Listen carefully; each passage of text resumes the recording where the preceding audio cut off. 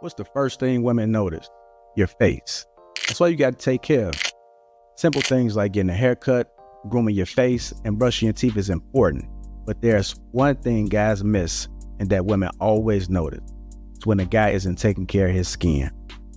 That's why I'm so excited to have T Channeling as a sponsor of today's video. T Channeling simplifies the process of taking care of your skin. They provide you with all the products you need and nothing you don't. Seriously, I don't think some of you believe me when I tell you how much implementing a quality skincare routine will improve your confidence in all aspects of your life. I recommend you start with the level 1 system, which comes with all the basics: daily face wash, exfoliating scrub, an AM moisturizer with an SPF 20 and a PM moisturizer. But and to make it dead simple for you guys, they provide an instruction card in every box that tells you when to use each product, how much to use, and in what order. But because T just sponsoring this video, they're offering you an amazing deal. Just click the first link in the description and get 40% off your first skincare system and free gift. Plus, as a member, you'll get 20% off for life. By the way, one of their new gift options is a silicone body scrubber, which is a $20 value and a complete game changer. Once you use this, you'll never go back to a regular loofah ever again. So don't wait any longer. Click the first link in the description to start your skincare journey today.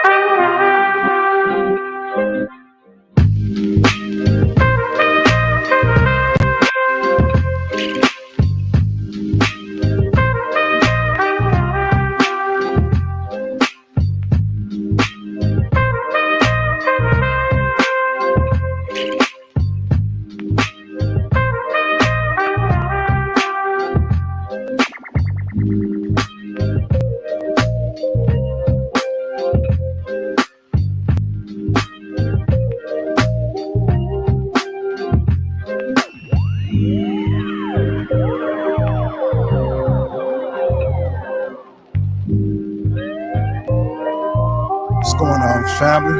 Welcome to Lapeef Let's Talk. We're going to introduce the crew. We got Mr. Marcus White, Aisha, got Brittany, we got Simone. We also got Miss Casey, Oz, Coco, me myself on Lapeef JR. We also got Law, my bad. What's going on, family? What's going on? How y'all doing? What up? Blessed and highly Doing good. Doing good. Doing good. Good to see you guys. Good to see you. Go ahead and get this. Guys, see, everybody got some. What you drinking on there, Casey? Got to be some tea, right? Oh, okay. All right, Marcus. I hope you're getting paid for that, man. While you over there advertising it like that. Nah. Okay, not yet. Okay. Nothing wrong with putting that beard out there. It's good to see you guys, man. Welcome to Lapeef Let's Talk. What's going on, Brittany? Hey, hey. All right. Oh, I heard that smoke detector. I know. Don't talk about me, y'all. Don't talk about me. You know what that means now. You know what that means. Anyhow, what's going on, Coco? Let me do a sound check with you real quick. Coco, can you hear me? Okay, I got you. Aisha, you there? Sorry, that was my mom. What's up? Oh, yeah, I can hear you loud and clear. Okay. It's perfect. It's actually better. That's probably the best it's been, honestly. Yes, I'm here. Okay. I guess I need to get some new earbuds then. You probably do, man. You probably got the first generation, man. I did that, or you haven't did the update yet. It's time to upgrade, man. Time to upgrade. Just like y'all upgrading y'all partners. But we're going to get into it, man. Hit that like button. Also, make sure you subscribe to the channel. What's going on with Dr. Steele? What's going on, Erica? How you doing? What's going on in the island? Hopefully I said that correctly. Doug, Will, got Dale, Greg, what's going on? Miss Bess. Welcome to everybody that's coming in, man. Hit that like button. Also, make sure you subscribe to the channel. We appreciate you guys for tuning in tonight. We got an awesome show ahead for you guys. Awesome. Make sure you guys click that link, get your T channel. And also make sure you get your Assured Man King on top. The link is also in the description as well. I'm waiting on Darwin. I'm trying to stall a little bit, if you guys haven't noticed. But I do got an icebreaker topic that I'm going to go ahead and bring out, and then we're going to go ahead and get into this discussion. The main topic, okay? Sounds good? All right, so I'm going to roll this clip right here and get you guys' reaction. This one is titled, "There Are Not Enough Eligible Black Men for Black Women." Bruce said you need the link. All right, I'll make sure I get it to you. Make sure you send that link to him.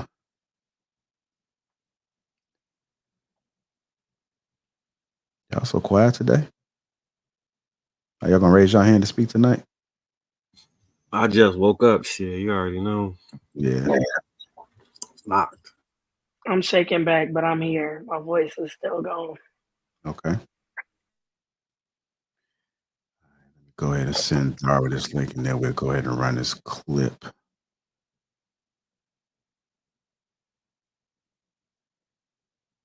Y'all making it awkward, man. I mean, y'all, does everybody know each other? Aisha, you just cheesing, and there's no words coming out your mouth. Hey, Aisha, girl.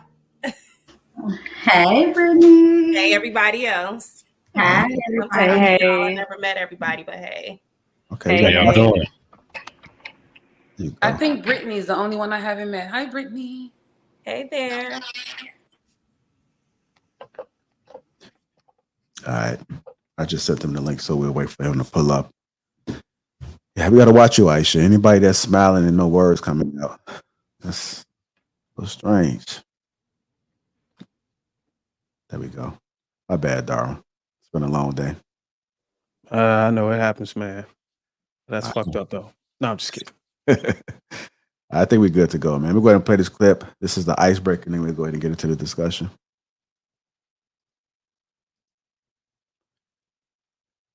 I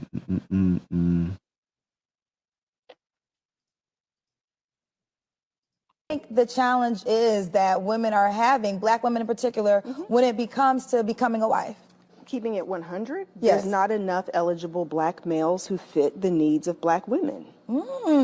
By the time you dissect the demographics of finances, sexual orientation, what you end up drilling down into, because Black women tend to want to marry Black men. Right, right. So Black women are excelling. They're getting accelerated degrees, graduate degrees, doctorate degrees. They're starting businesses.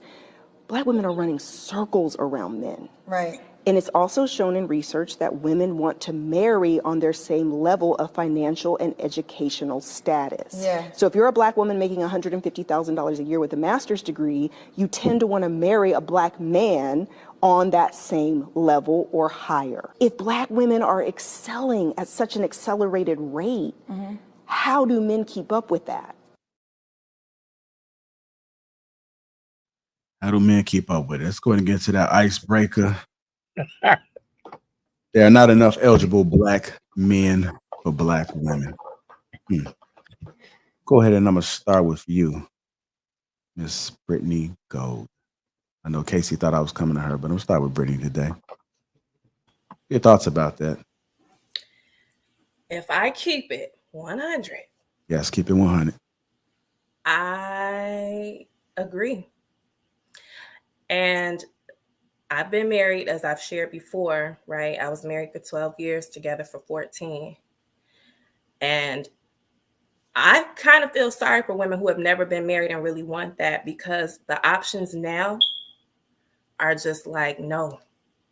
You know, like me and my ex, we are from a time when it was okay to be in a relationship, okay to have monogamy and all of those good things. But now I really feel for my friends who are like, I want to be married, I want to have all of that, and they've never experienced it because there are not a lot of options. Either everybody's on that, I might be using the wrong term, sneaky link thing nowadays. I don't know if that's played out or not anymore, but nobody is family oriented. And then on top of that, when you throw in like credentials and salary and all of those good things, it depends on the woman. But like, I know for me personally, I definitely want someone who has a similar level of ambition, someone who's not a project, someone who's not still trying to make it. Like, I need you to be where you want to be and we can build together, you know, we can add on. But like at a certain point in time, as a woman who has a career, who makes good money, who has businesses, definitely I would want my counterpart to come with that same energy. So. Okay.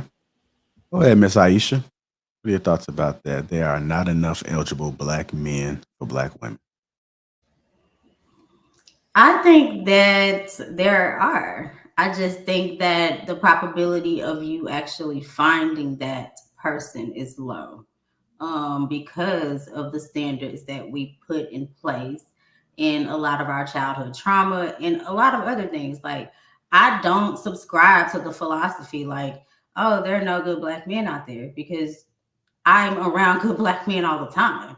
So I just think that it's less likely for you to actually find that Black man or like encounter him, but they're there. All right. Go ahead, Lance. Your thoughts about what was played and also your personal experience and what you know. I mean, there's a lot of beautiful Black women out there. They have high standards. They want to meet somebody that meets their qualifications and stuff like that.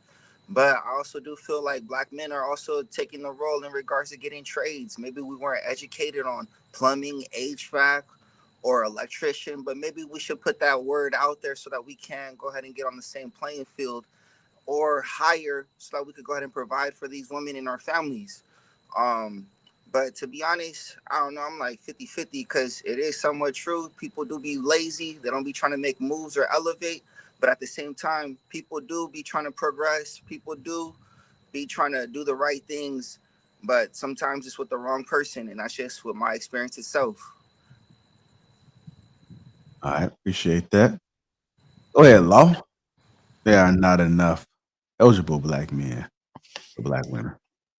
You know, I'm gonna go and keep it real. That's bullshit. You know what I'm saying? When I hear people say that, I feel like it's a cop out. And when they start trying to throw numbers out, like I felt like it was if you look at the math, it don't even make sense what she was saying. Women don't make more than men on an average. Black women don't make more than Black men on an average. Yes, more Black women are more educated right now, but that also comes with a ton of debt. So you can make $150,000 a year, but if you get with somebody that makes $90,000 a year and he don't have no debt, what are we talking about?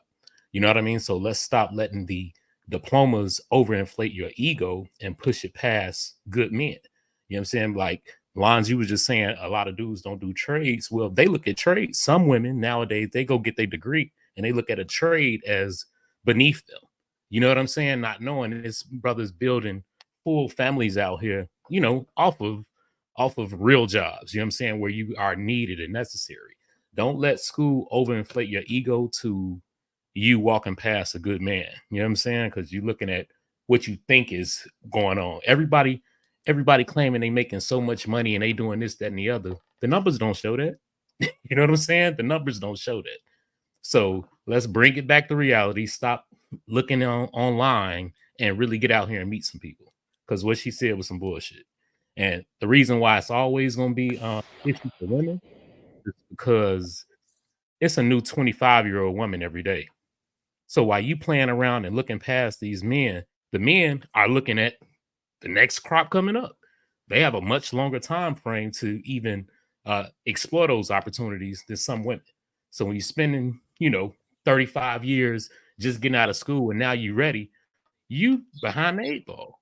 But yeah, I think it's BS in short. Okay. Go ahead, Miss Dasimo. I don't think it's a lack of eligible men. I think there's a lack of people understanding what's compatible for them. And I feel like sometimes people, when they date, they tend to choose traits that the world tends to idolize instead of people they're truly, truly compatible with. And then again, it goes back to that unrealistic dating. A lot of that is going on now. So I don't feel like people are just ineligible. I just feel like that lack of like people building that chemistry is there. And like I said, finding what's compatible for them. Okay. Go ahead, Miss Coco. There are not enough eligible black men for black women. This is not. I agree with her 100%. I just like what Brittany said. I was blessed enough to have experience being in a marriage when it was, when it was a flex, to be married and have a monogamous relationship. But now, like I said in my sign, running out of stock. And men are not intentional anymore. They want the sneaky links. They want the side this, and women make it too easy. So if that's the case, you might as well have a standard and go ahead and raise the bar a little bit. So I agree, because they're all doing it, no matter how much money they make anyway. And then also, to be honest, women that make money, men get jealous of their girlfriends. I have a best friend right now that she's a nurse. She makes great money, and her baby daddy don't make, maybe $20 an hour, whatever that is. But he got an issue with her. He's jealous of her. He just, and it's just like, I don't even understand why he's acting like that, because they're in a household together. But, and then he keeps trying to talk to her to get reassurance. So you might as well get somebody on your level so you can avoid some of that. Okay. Go ahead, Miss Casey.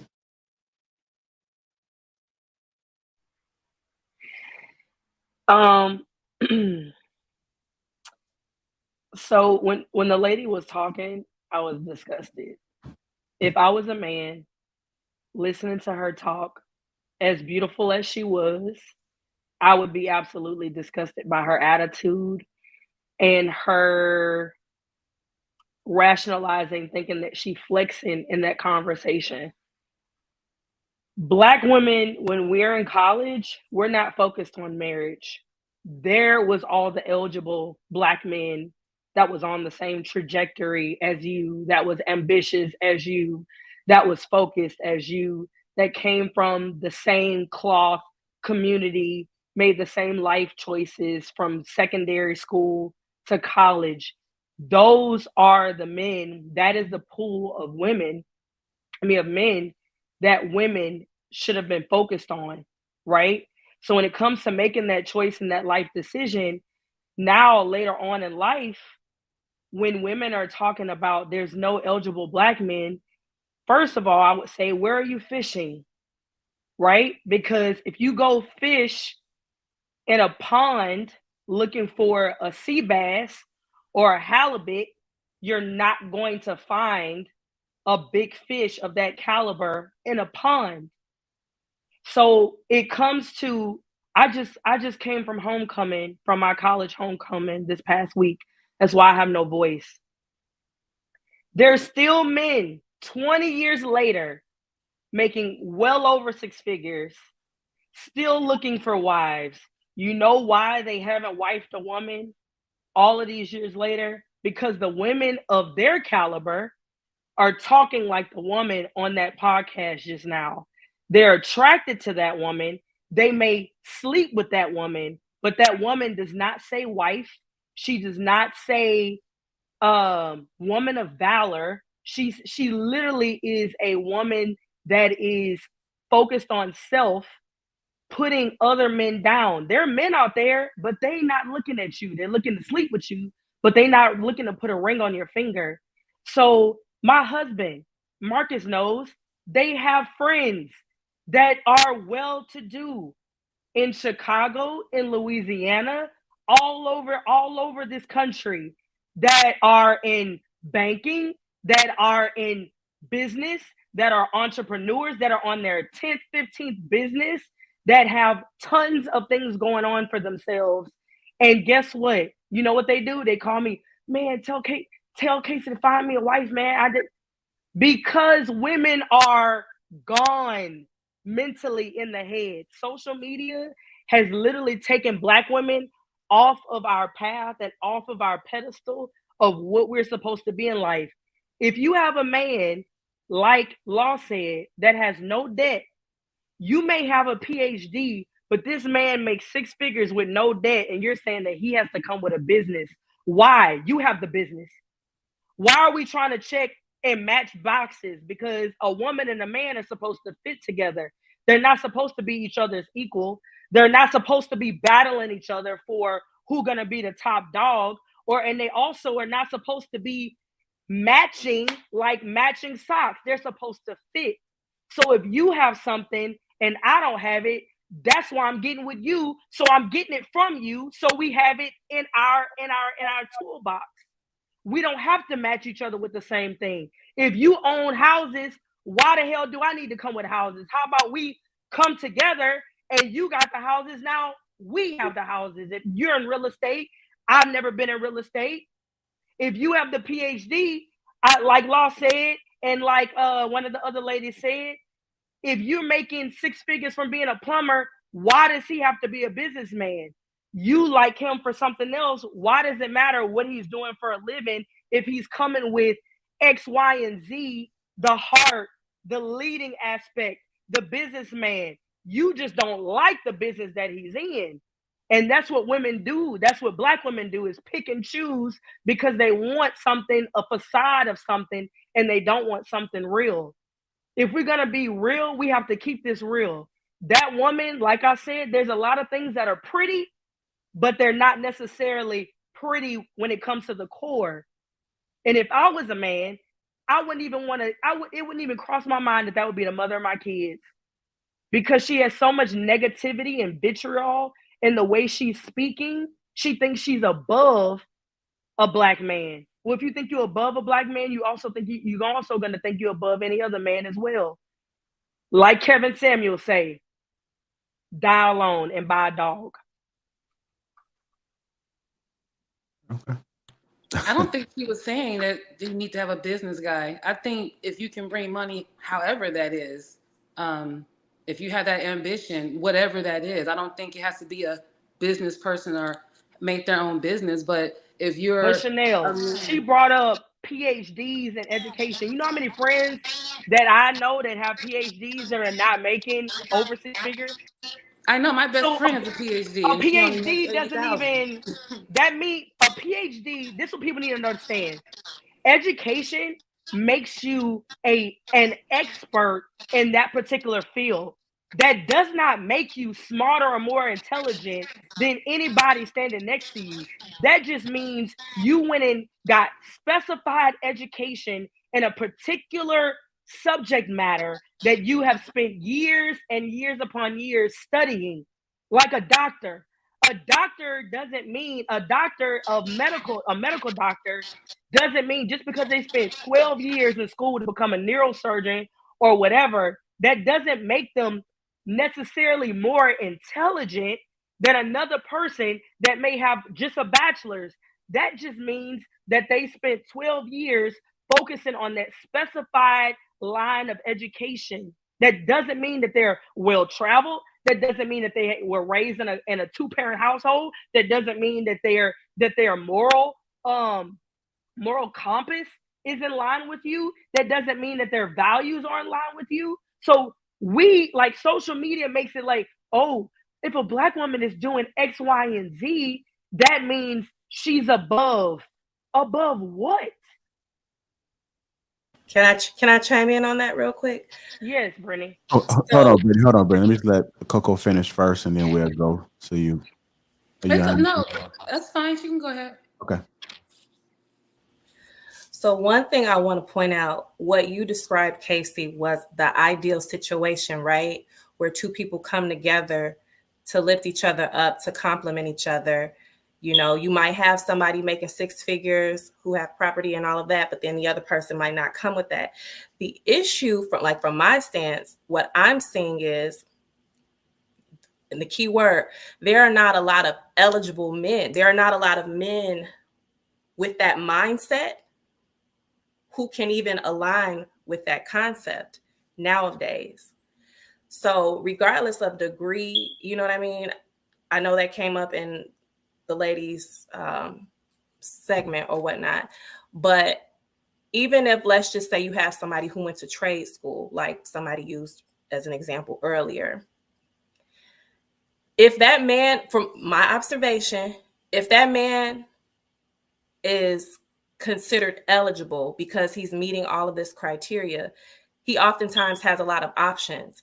And we're living in times now where I'm finding that these men don't respect the idea of marriage. I meet a lot of good men. There are a lot of great men that I come across, but the question is, are they eligible or not?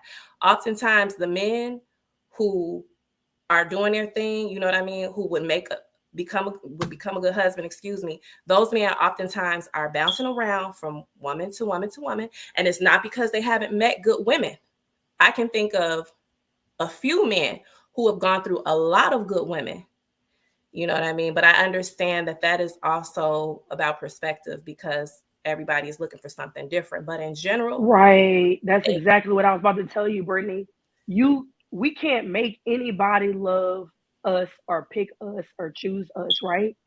When it comes to a man's criteria and picking a woman for a long-term relationship or to be a wife, that is something that he has come to terms with and something that he is looking for.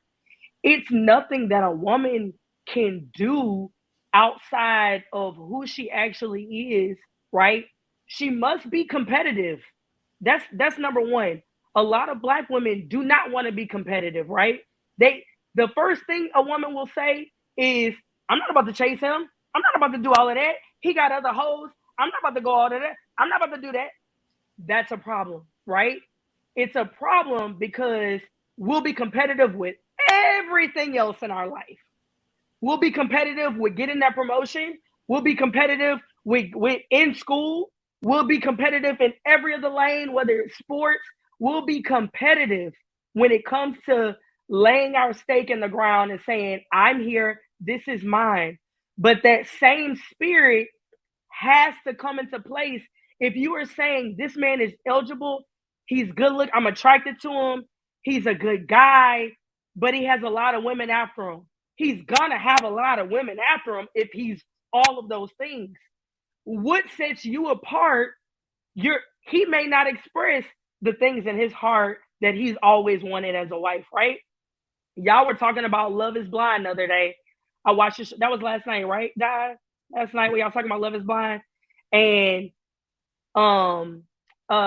Miss Taken was talking about there's certain things a man is looking for when he's thinking about a wife. He's not about to take the time to teach women certain things that he feel like doesn't need to be explained. So these women, to you, Brittany, may seem like good women because what we see from our friends is not what the man that is dating them sees. It's not the same thing, right? So I could have a great friend, but I don't know. I don't live with my best friends. I don't live with none of my homegirls. I don't know if they only clean up for me to come over or for us to have girls' night. I don't know if she cooks all the time for the guys that she's dated. I don't know if she gets up and goes after, things and is very Lord, I can't think. Communicating to that man, communicative about life and family and spirituality and sexuality. We don't know those things as women. So it's kind of a hard situation that we have to accept. If you're in the dating market, number one, you got to be competitive. Number two, you have to be open to really meeting a man and understanding who he is and what makes y'all, I'm sorry, my daughter just woke up. What makes you set apart from other women? And also, are you willing to work with that man? A lot of us we're not bendable. We're not moldable. We're not bendable. We don't acquiesce to men. We don't even acquiesce to our friends and family. So how do you think that your man is going to deal with you way more than your friends and family? And I'm not just talking to you, Brittany. I'm talking in general to everybody else. And you said one key thing I want to interject. Go ahead. When there are certain things a man looks for when he's thinking about a wife. I think beyond the degrees, beyond the money, beyond all of that, the mindset of men today is not marriage oriented. So I think, and I don't want to go down that rabbit hole per se, but That's a big foundational issue before we get to any of the other stuff.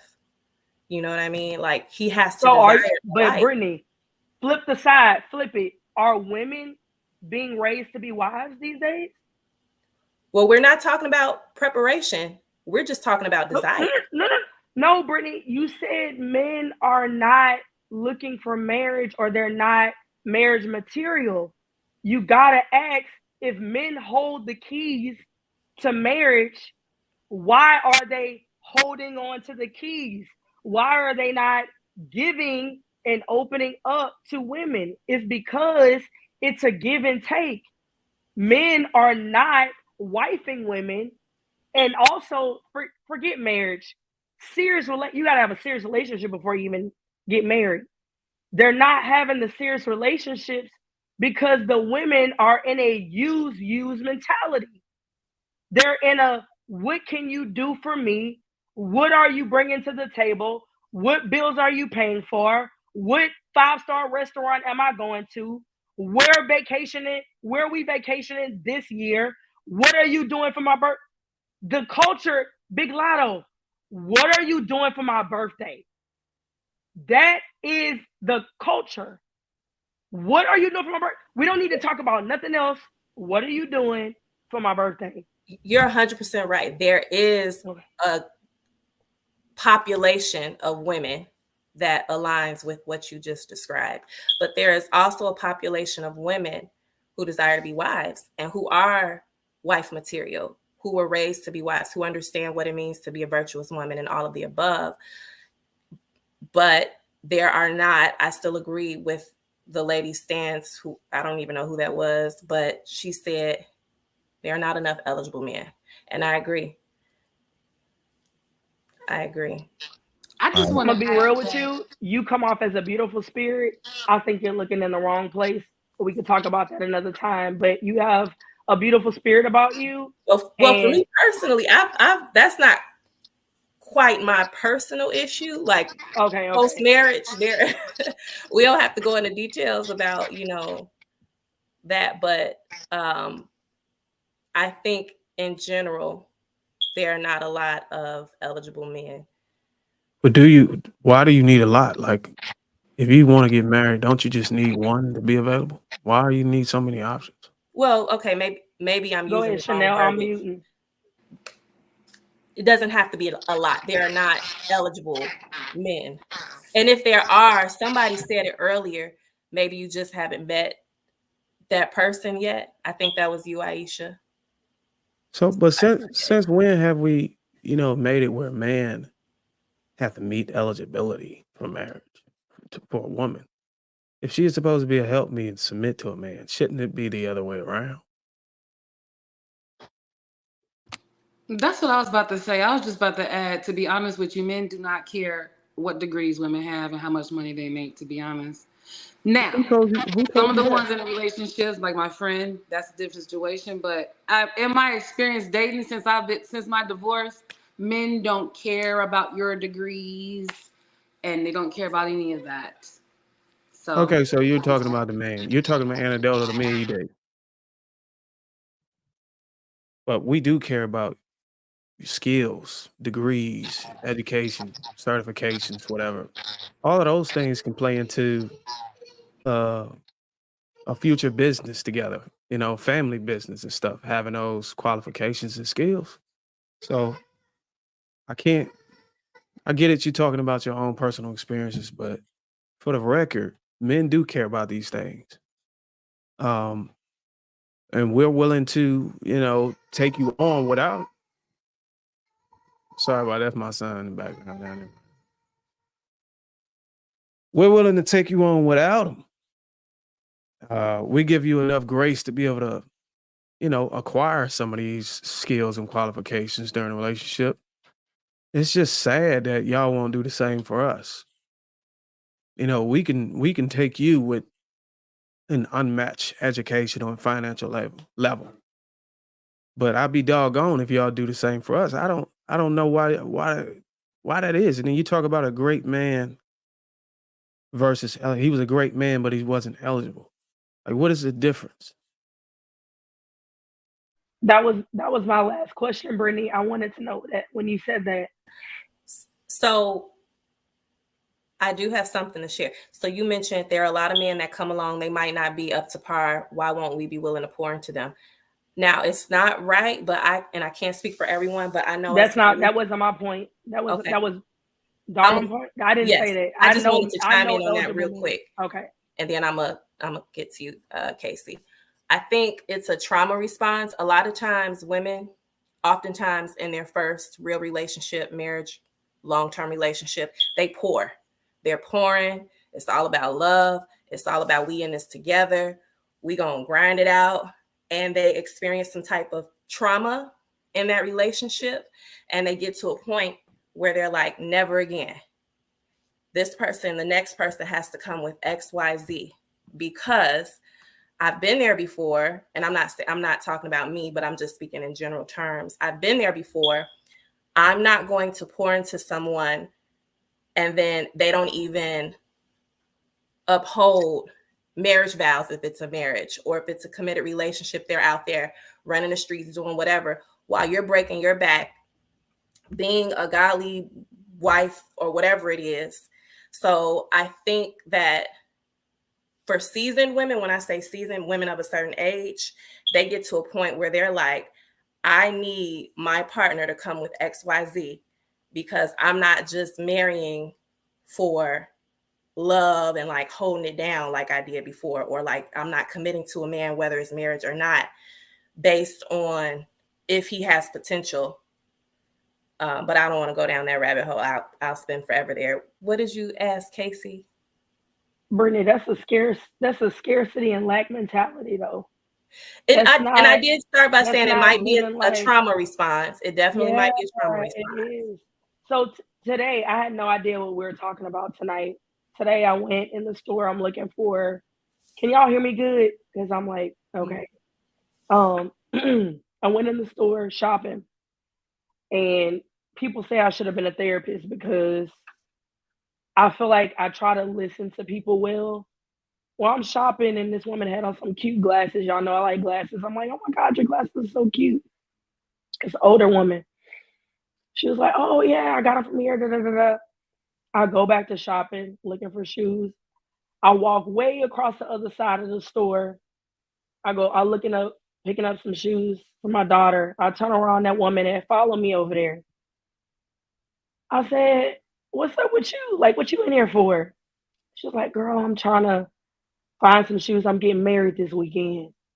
I said, what? You get married this weekend? Like, that is amazing. I'm like hyping her up, like, trying to make her feel good, getting her excited. She was like, I'm so nervous. I'm getting married in another state. I'm getting married in North Carolina, where I'm from. I said, that's what's up. She said, this is my third marriage. I said, do you, boo? Like, okay. She's like, yeah, I'm 55. This is my third marriage, and I love life, and the other two didn't work out. This and that. First guy was bipolar. She was in and out of the hospital with him. A lot of trauma. She told me about chasing this man down the street with no clothes on. She said mentally, it almost took her out, and they were married over 10 years. And I'm like, well, you're 55. You're 55. Getting married for the third time. He said, yeah, the second one was like a pick-me-up type marriage. He came to me at the right time, gave me everything my first husband didn't give me, but it was not the best decision. This third marriage, she was like, he's the best thing ever. I've been in therapy. I was in the psych ward because of the first husband. So I'm listening to all of this trauma, as you just brought up, Brittany. I'm listening to all of this trauma this woman has gone through in her 55 years of life. But I sat down and I was listening to this woman's story, and I said, you have something that women need to learn to have, and that is resilience and treating every situation with new eyes, fresh spirit. She said, I love life. I said, and that's why you get married a third time, because your spirit has men gravitating towards you. Regardless of what you've been through, you still live life with an energy and a charisma that people they want to be around. And so regardless of what trauma people have experienced in past marriages, in childhood, in relationships, in school, I know people have been bullied, all kind of crazy stuff that'll cause a person to have a wall up. We have to find a way to still be resilient and still prevail in our life and still find a way to sharpen everything that God put into us as a baby in the womb. Because there's special things about you that nobody else has. And if you let the world take it away from you, if you let the world destroy it, you won't get what you're supposed to get out of this life. And that's love, that's companionship, that's motherhood, all of the things that you have to persevere through.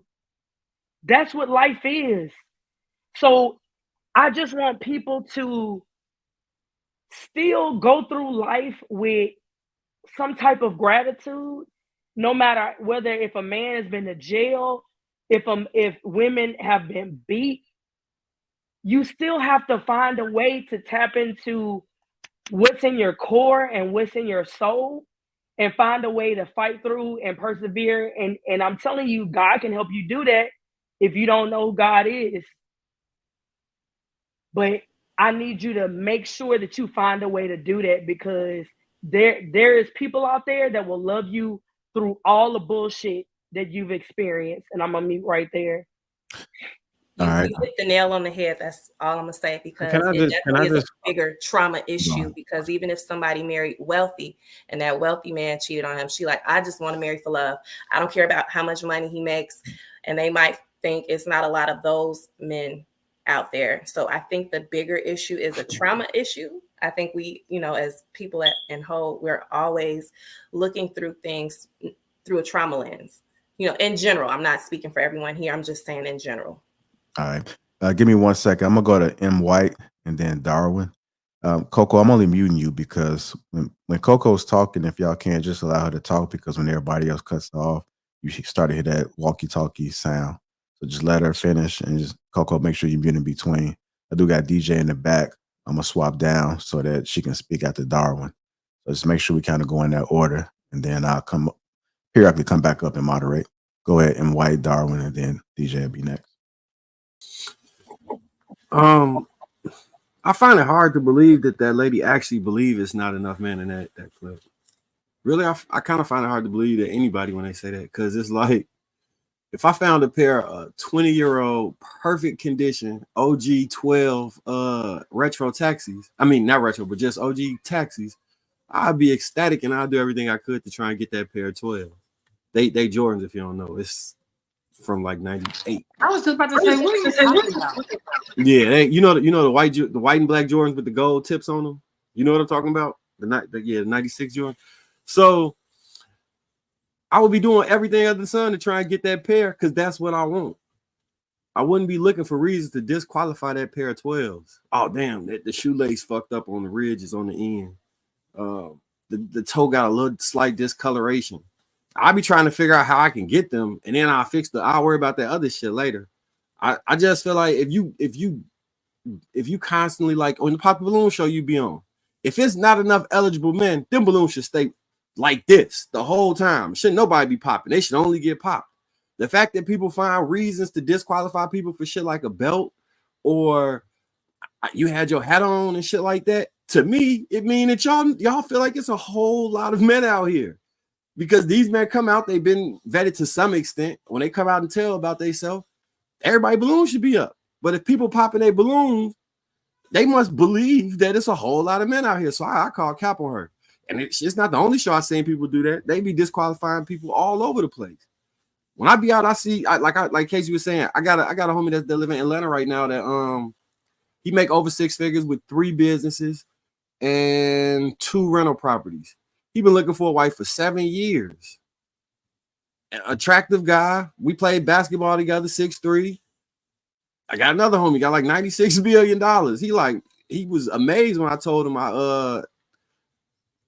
the progression of my life, that all my kids was in the house with me and all of that stuff. He's like, man, you know how it is out here. So I don't know. I feel like the men that women want, they exist. It must be an abundance of them. If they popping the balloons, if they saying, nah, I'm gonna pass on that. Shit, I'm confused. That like them two talking points is contradictory. They really contradictory. It don't really make no sense. But yeah, that's it.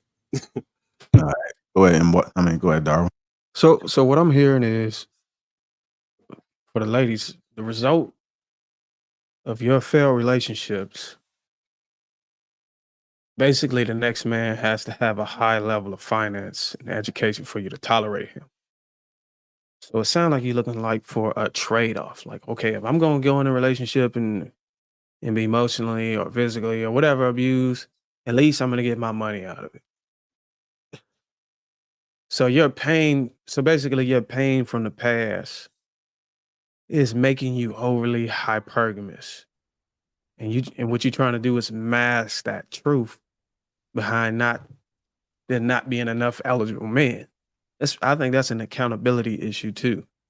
But when the truth is, you just need to heal, and if you heal, then you might be able to be more realistic about what's actually going on. I like what you pointed out there, Marcus. It is kind of strange that on one platform you can be disqualified for a belt or a hat, but then on another platform is because there's not enough guys out here. I just don't understand why women, specifically Black women who statistically are less desired, cannot figure out how to have some type of unison on this type of concept. It just puzzles me. Like, it should be really, I don't know if it's enough. I don't know if women are sharing their thoughts. I don't know if they're hiding the truth, hiding ways, tips, and advice from each other. I don't know if it's the competition is so strong. Maybe if they educate their other sisters, their sister might try to take their man. I don't know what the hell it is. But I need, specifically y'all sisters, I need y'all to get this shit together. Because there's no way you shouldn't be able to get a man. There's no way you should be able to get married. You know what I'm saying? If you call yourself great, if you call yourself educated, financially stable, and all these other things, I think the question is, why can't you find a man you want? And then, what does that man want? Like, what about what he wants? We talk about the man being eligible, but when are we going to ever talk about you being eligible? And I guarantee you, eligibility looks totally different from a man's point of view. And I'll pass on that one.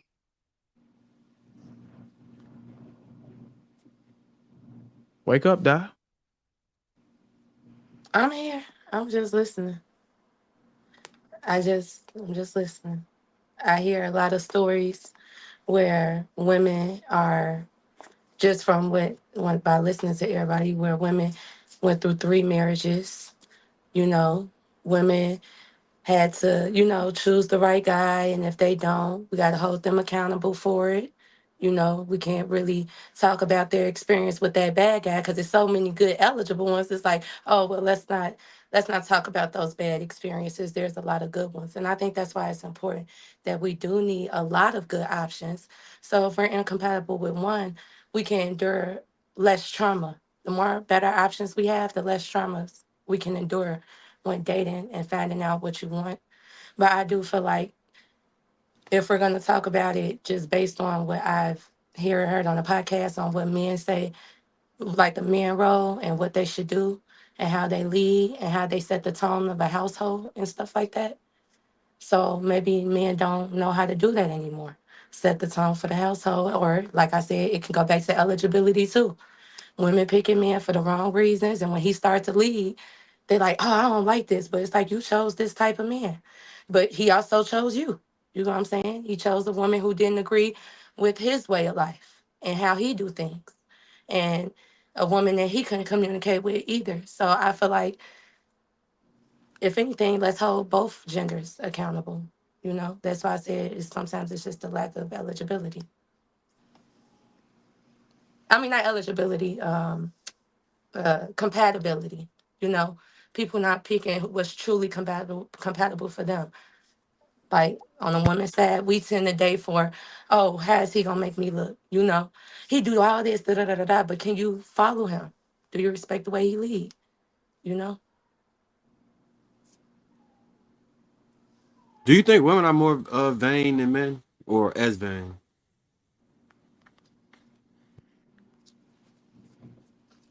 You mean like intentional? Yeah, like so we'd be like her body not right, or she not pretty enough, or whatever, right? Those could be some things you might disqualify a woman from. But it sounds like they'll be like your education not right, your look not right, your height not right, uh your pipe game might not be right. What else? A gang of extra shit. I kind of feel like we'll take two or three things and work with the rest, but everything got to line up to the people that say it's not enough, man. That's why I'm asking. Do y'all think who I y'all think think is more vain? I think if you really pay attention to those game shows where they pop in the balloons and stuff, it's a lot of people that's not in those younger girls' generation commenting on their experience as young women and what they have to go through to get to the point of, you know, whatever they have to go through in their 20s to get to their maturity that they need to be in their 30s. But when you see the older women in there that's like in their 30s and 40s, depending on your generation, they tell those women like you're being shallow, like you don't have enough depth. You're looking on the surface. These are things that you're going to regret in the future. These are mistakes that we just have to make as women.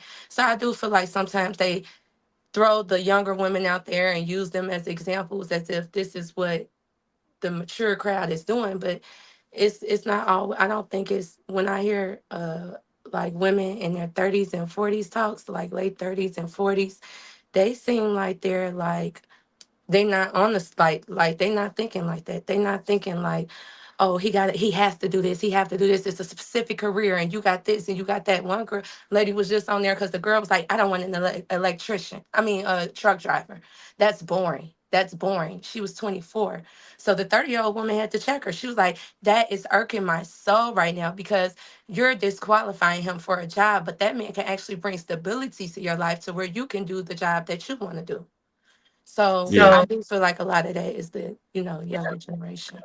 So DJ, Yes. thank you for popping up tonight. What's your thoughts on this? So I got a lot of thoughts on this. There's a lot of reasons why I agree with that woman in the clip. Um, Mass incarceration, unemployment, education, the gender gap. There's a lot of reasons why Black men are disenfranchised. Does that mean that it's all their fault? No, a lot of that is not their fault.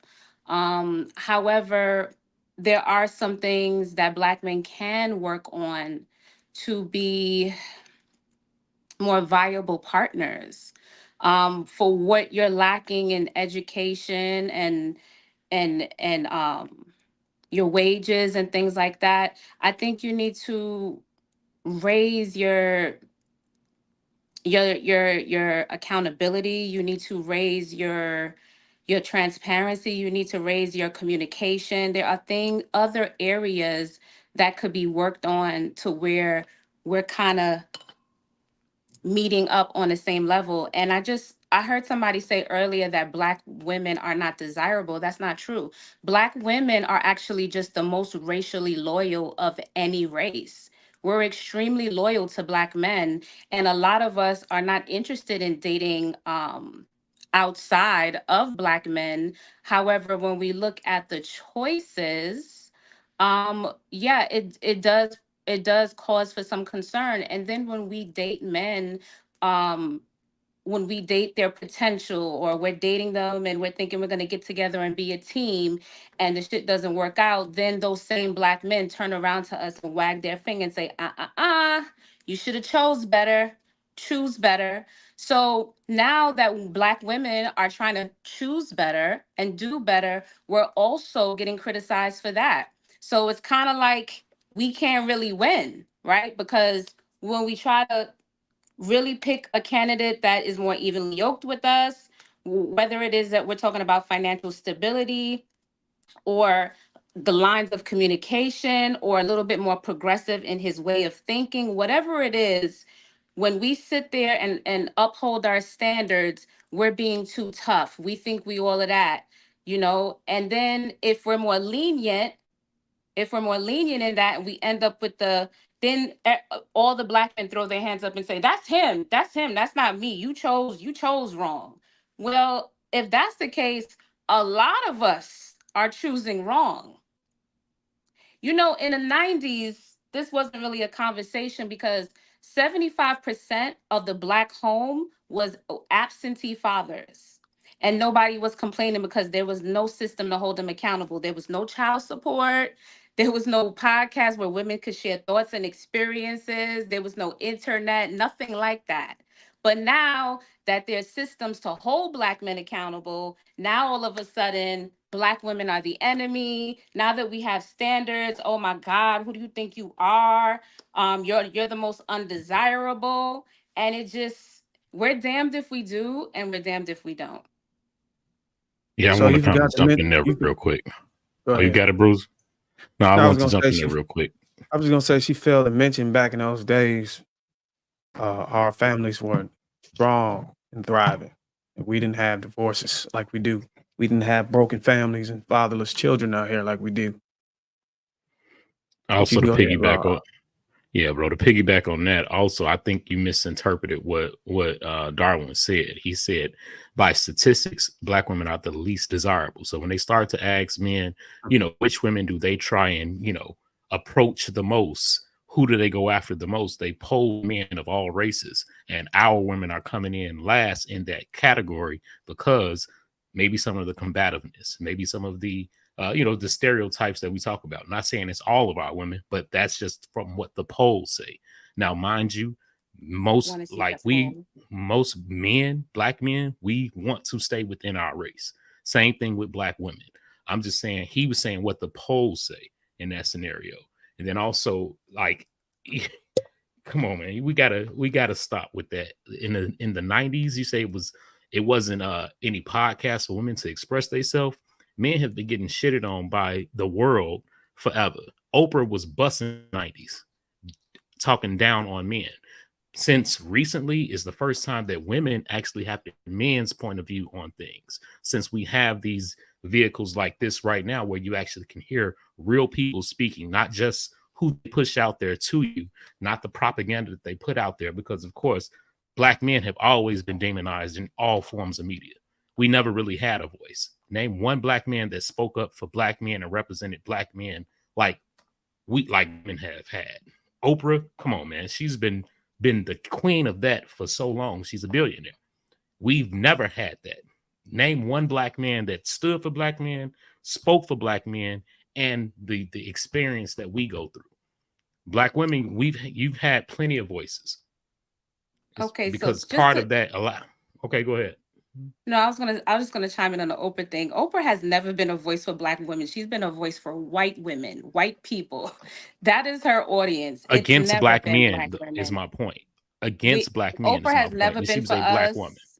We don't claim Oprah. We don't know that lady. But see, the one thing you gotta understand, these She's people, never been an advocate for black women. Let's be feminists was her never an audience is advocate white for black people. women, but y'all still put up their flags and tatted their flags and alma maters on y'all skin. It was never for you. That was the feminist movement. There's a lot of movements that and things that took place in society that wasn't even intended for black women, but black women latched on to it anyways. So you got misses No, with that. okay, so the feminist movement, women were hand in hand. Black women were hand in hand with it. We have our own movement, you know, womenists, and the womenist movement centers the black family.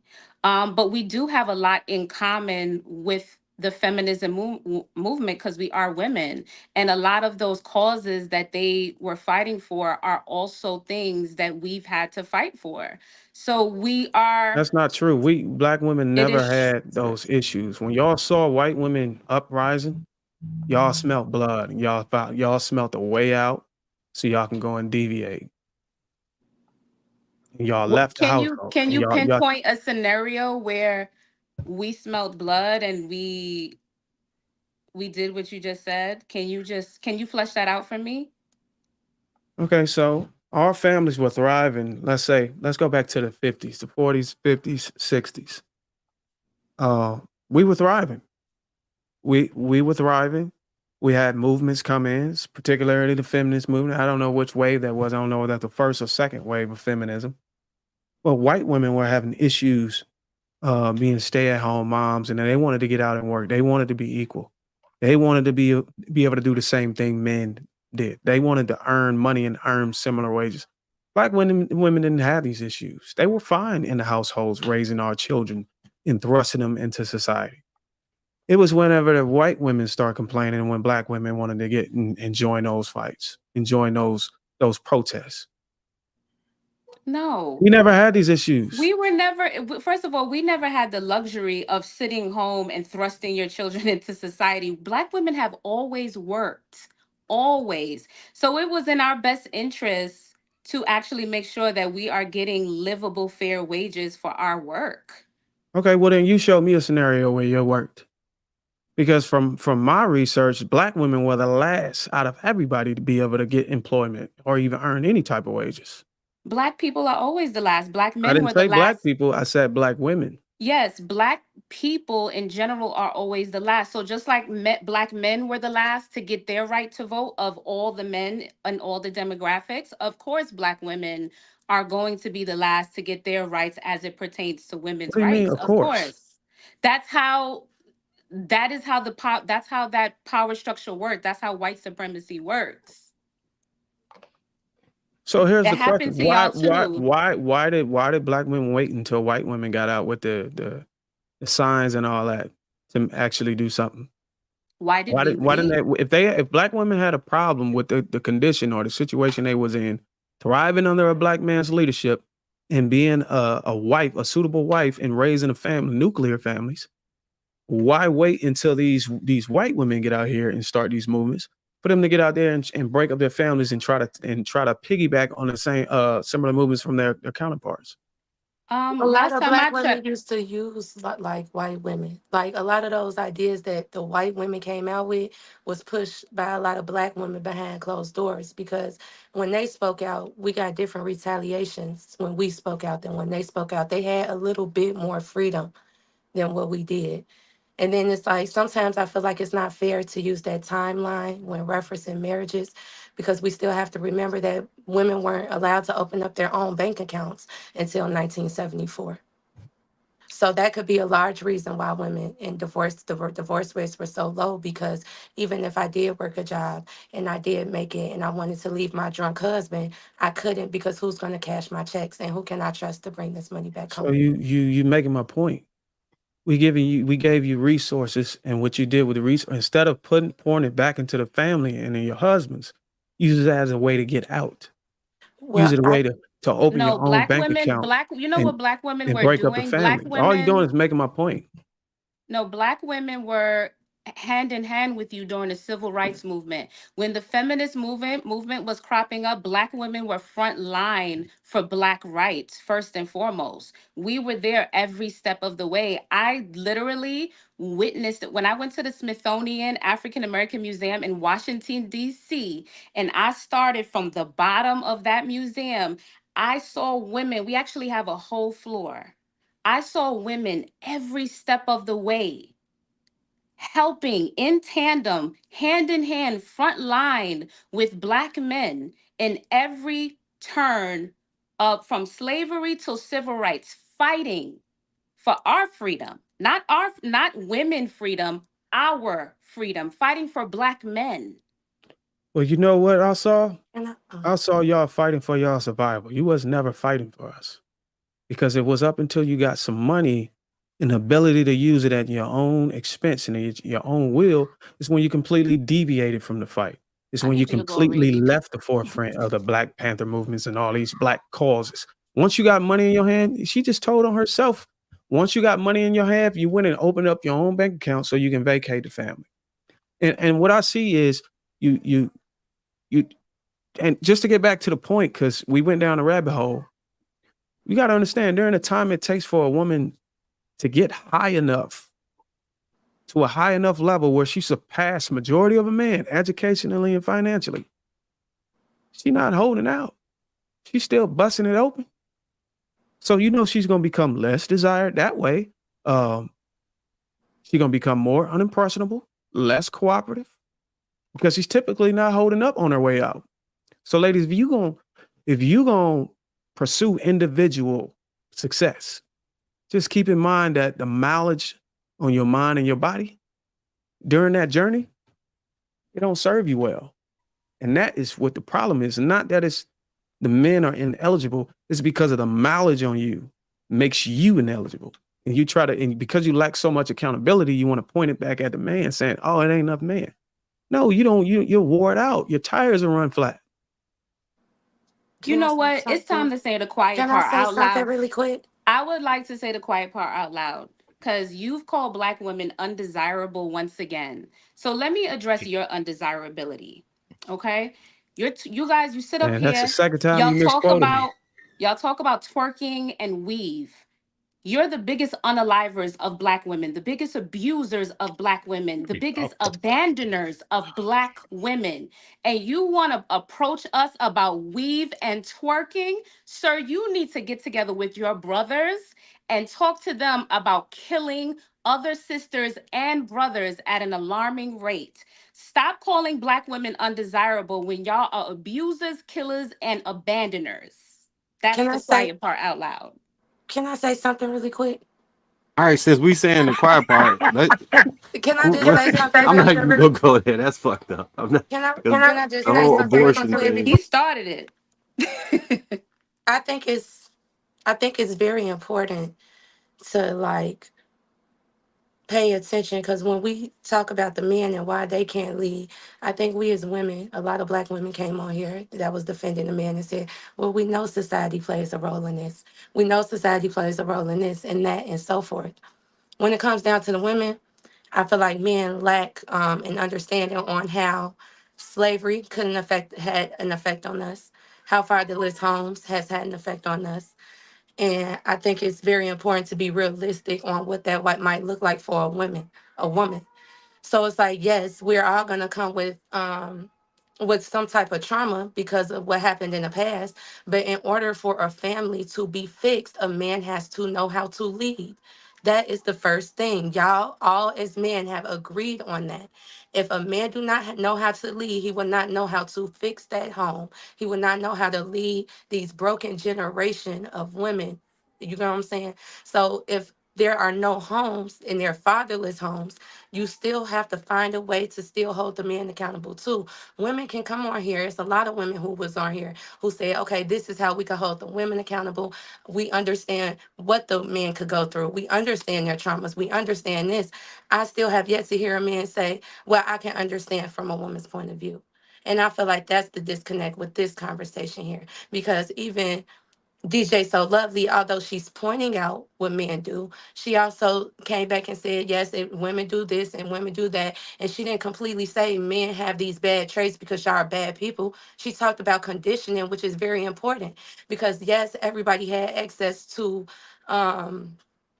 childcare, but the movies they were putting out when it comes to white people and Black people, they were making it seem like most of our households was enduring what those lower class were enduring, and people tend to put the certain things that they showed in those movies on our cultures, as far as how women behaved and how men behave. We were a victim of conditioning. We are still a victim of slavery, and we as Black women still have effects just like you as Black men from slavery and from the past and from conditioning, and it's still going on today. Lons or anybody else want to get in there? Because we can go all day back and forth.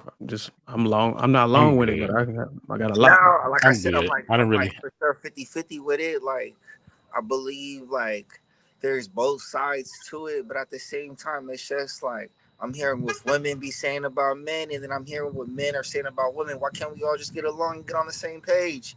We supposed to be working together, not being destructive towards each other. Like that's Gaining the understanding, right? Yeah, but then you But got, when but we then give you, our point of views, y'all just say you don't understand. Versus we as women, we're like, okay, I see why you can go there with that. We understand that you can have that experience, and we understand those experiences exist within dating women. We can recognize that. I still have not heard a guy say, I can recognize your experience of that as a woman. The reason why is so the icebreaker is there are not enough eligible black men for black women. I kept it specifically relegated to the conversation about what we was talking about.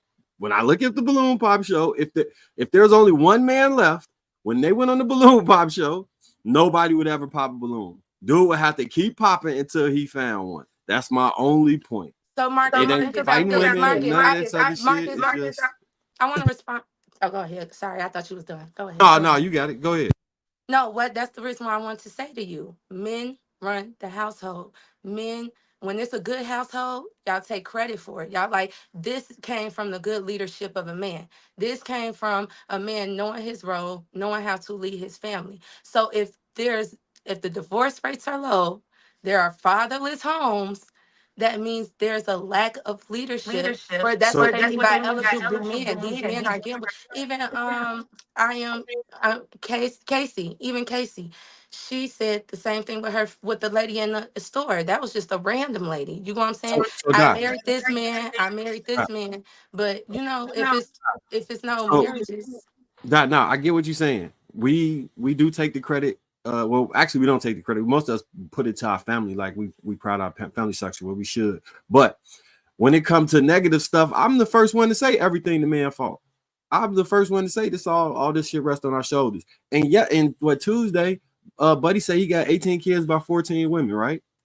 The man was lighting his ass up to the point I'm like, all right, let's try and find some type of, because all they was trying to do was hold the man accountable for the entire show.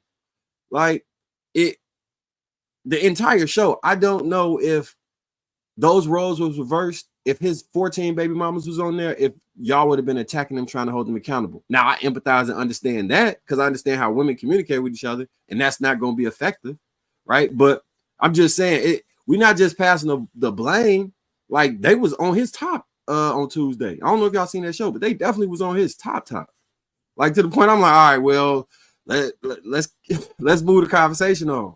So I don't think we just shrug in responsibility. Matter of fact, Darwin was even mad, like, man, y'all should have went a little harder. No, I want co-sign that. But Don't. even the women, if you notice the Hey, I best definitely examples, was mad. I ain't getting on that. if you yeah, notice I was mad. Lines, I think Lines and Asian might need to say their last remarks more because they didn't really get to talk much. Go ahead, ladies first. I just want to say that I want to go back to the reason why the black household was destroyed. And DJ So Lovely, she hit it on the nail in the beginning when she said white supremacy. I think that we focus so much on pointing fingers at each other and saying, you're the one to blame, you're the one to blame. And nobody, again, that's not putting the family on code. When they introduced the welfare system, when they told black women, and it is sometimes black women got to take accountability because they was like, well, you can't get this check if he in your house. You know what I mean? That is a part of the reason I broke up the family as well, because like she said, mass incarceration. So it's like we know these things. Now we're educated. You can hit Google and it'll give you these facts, right? So we all know these things, but yet we're walking right past each other every day. And I feel like that has to do with this list of things. Like I know women that literally have a list.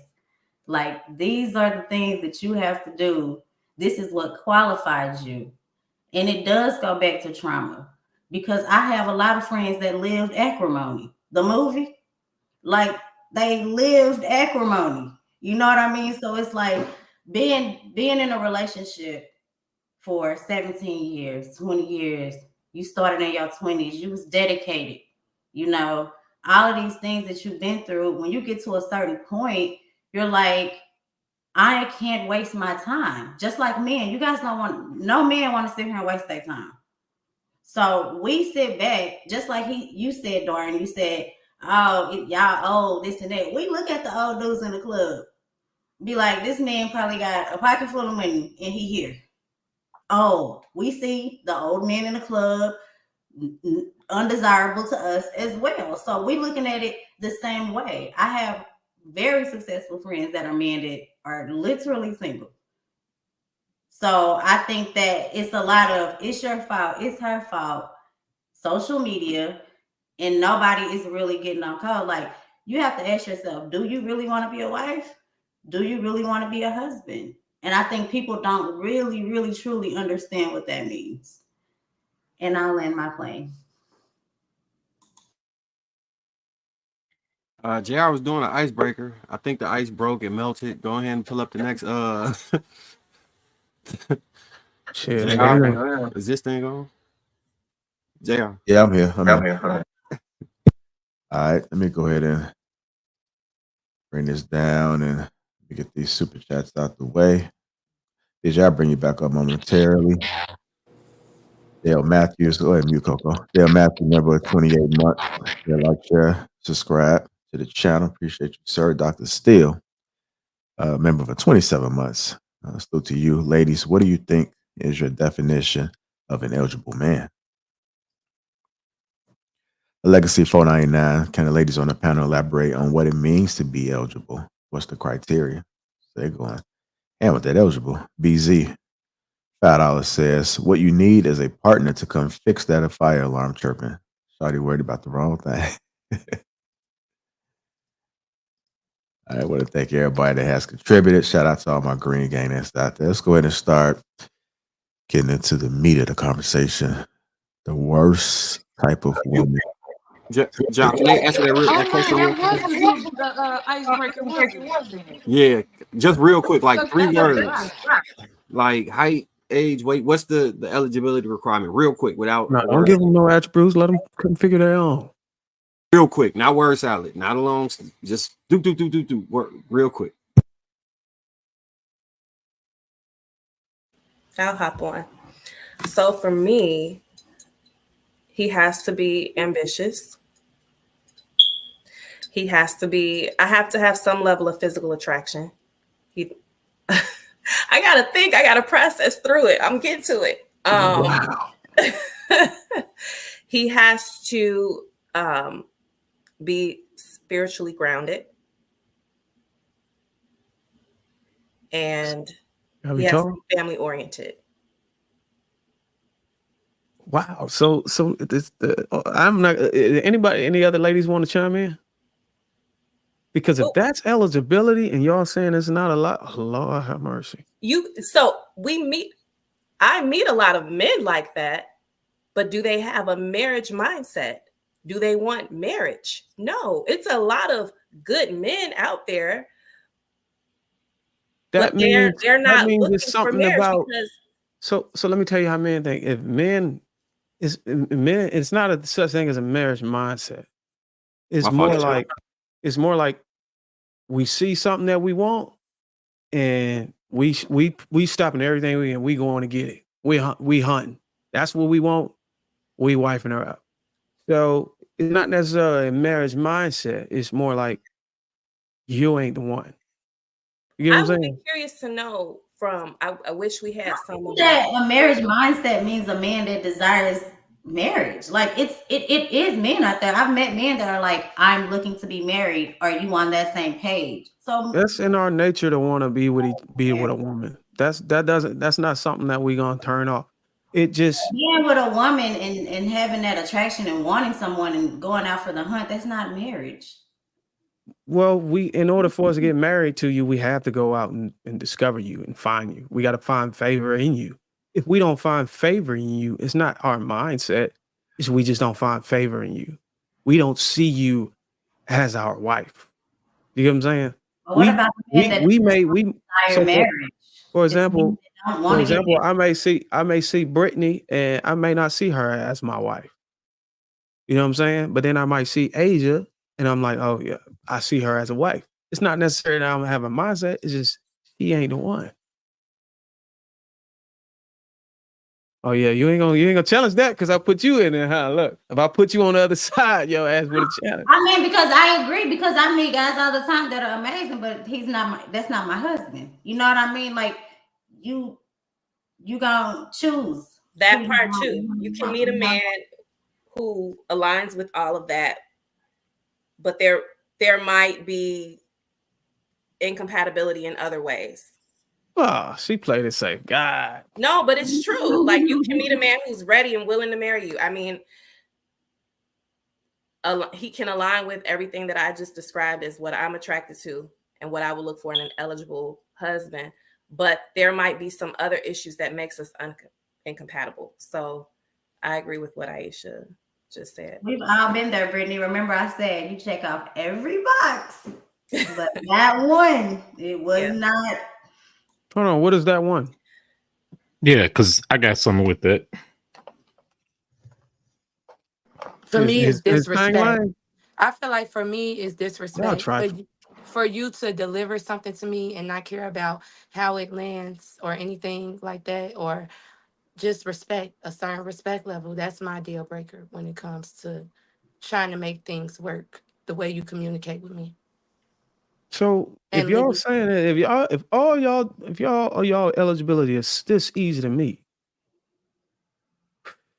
that means that y'all really got some work to do on yourselves. Because I kind of feel like the brothers are meeting that. No, they. So I didn't say my eligibility. it's not a lead issue. We're meeting men who align with these attributes. But just going back to what Aisha just said, there might be something that's lacking that makes us incompatible. I mean, it could be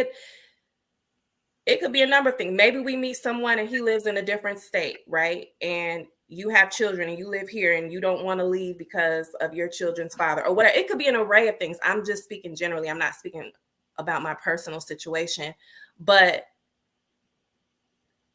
okay, since y'all don't got the guts to say it, y'all basically are saying he got a little penis. Tell the truth. Women know how to work with that too. They've been working with. Like, you can work. Things can happen with that. Okay, what is that one thing you said it one thing and you did this right here. Did I do that? I don't think that I did that. Let me rewind. But no, I just think that part is super, super important. And if you're not compatible in the bedroom, it's not, everything else is a no. Like, even if you know what I mean? I feel like compatibility there matters in a relationship. But that's so that's one thing that the same. You know what I mean? Everybody is just, but for me, yeah, that's deal breaker. So Darwin, you're okay. All right, so let's get the ladies to answer the question first. Not matter. I mean, I'm just curious because you're like looking a little stressed there. Are you saying that doesn't matter? What doesn't matter? You look stressed when she said sexual compatibility matters. Well, I mean, I'm saying it matter, but y'all making it seem like y'all can't work through that. Like y'all can't go get therapy, sex therapy, and all these other things, that other resources that can fix those things. I'm not sacrificing. I'll just next. Don't they got an app for that? But they got an app for that. Y'all can do it yourself. Y'all can figure that part out. But look, JR was trying to get the criteria. 3 things real quick so we can go to the next one. And while y'all waiting, get the lights up. It's only what yeah, really? The lights down. Hit the like button, y'all.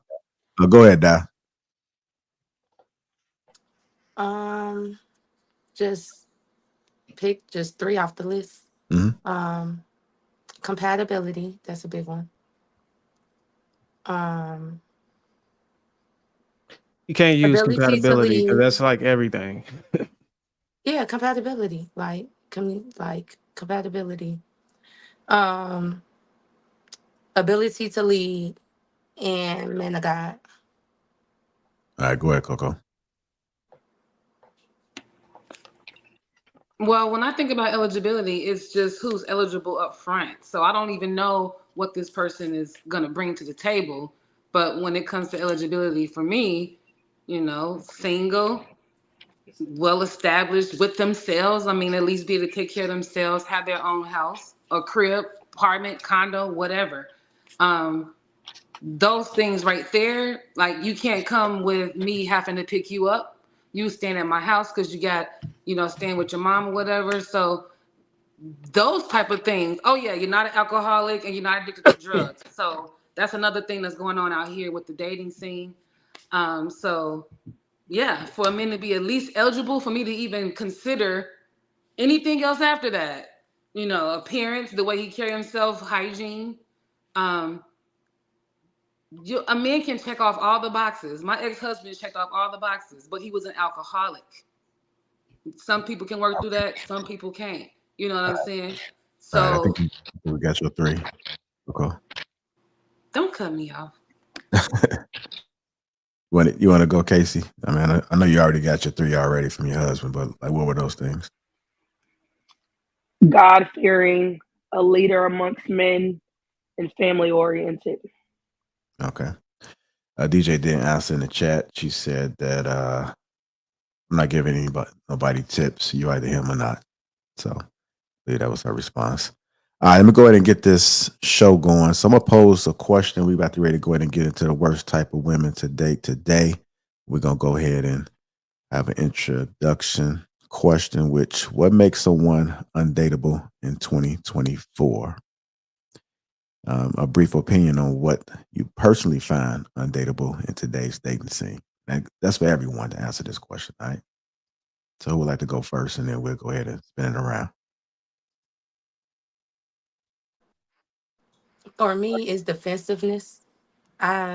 It's a complete turnoff. If I'm coming to you about something I have an issue with or something I would like for you to change in order for me to show up as my best self, and like the examples we had with the lady yesterday, that's it. I can't do it. Listening to just listen and not to gain an understanding, to come to a solution and find a common ground.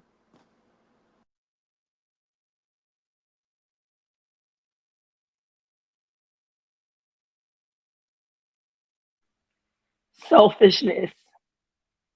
That goes for men and women. If you're selfish or self-centered, you're not going to work in a relationship at all. You're not going to work in a marriage.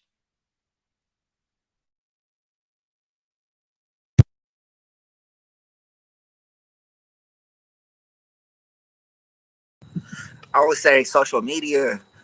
Typically, like when a woman has a lot of social media friends, she's getting a lot of attention, so she typically reverts to that instead of focusing on what she has in front of her.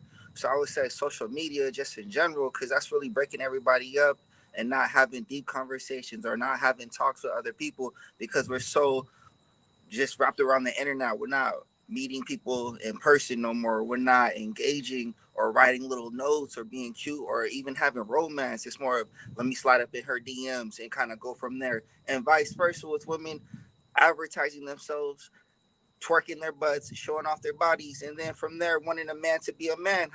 Wanting a man to be a gentleman.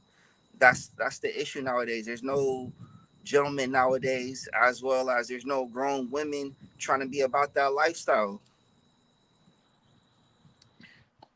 For me, it's the inability to concede to logic. Me just being the person that I am, I feel like if you can't concede to the most basic of logic, that drives me nuts. It it insults my intelligence, and when you try to warp my reality, I have a problem with that. I can work with truth. I cannot work with a liar. DJ, that kind of goes with ego. I never said I didn't have ego, child. No, I no, never no, no, said. no, not you, not you. I'm saying the Oh, man not being able to concede to logic. That's because they well, can't get out of the way of their own ego. you know what? I think that that's another trait that we got to introduce then, humility. Both of us in love, you have to be able to give in sometimes, even if it doesn't make you feel like it's not about winning. It's not about winning or losing in a situation. If y'all don't have each other, then y'all are both losing, right? So the goal is to keep each other. But when people have issues in relationships, I feel like Sometimes, like you mentioned, it's an ego thing and people want to win. And I think that if a person is right about a situation, it's okay to concede to the logic.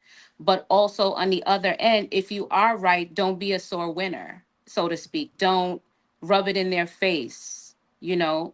So, but I do have a problem because there seems to be an uptick to me of gaslighting and manipulation. And that comes with warping people's reality and telling them that what they're seeing and what they're hearing isn't real.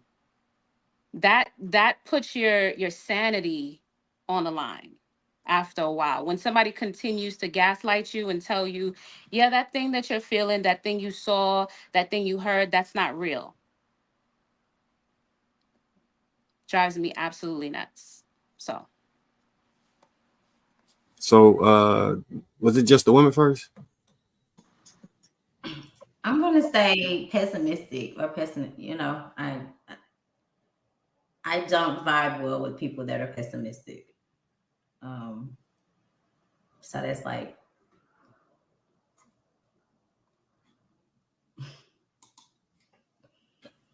So I think for men, it's things where like, so if I was trying to fix somebody up, sometimes I'd be like, man, I'm not fixing this dude up with nobody. Argumentative,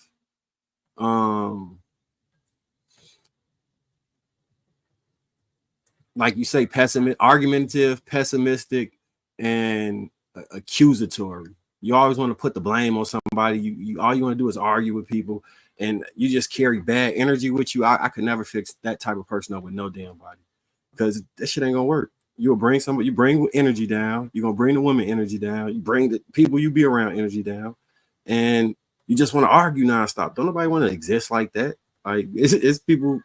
So yeah, for the women, I'll say the same thing. Like argumentative, like beauty, like so, and that's subjective. So that's to you know what I'm saying. Everybody kind of got, well, most people kind of have some type of a type, and ability to follow directions. Like if you can't follow directions as a woman, it's impossible to lead. Well, it's going to be very difficult to lead somebody who can't follow any directions that you give them. So yeah.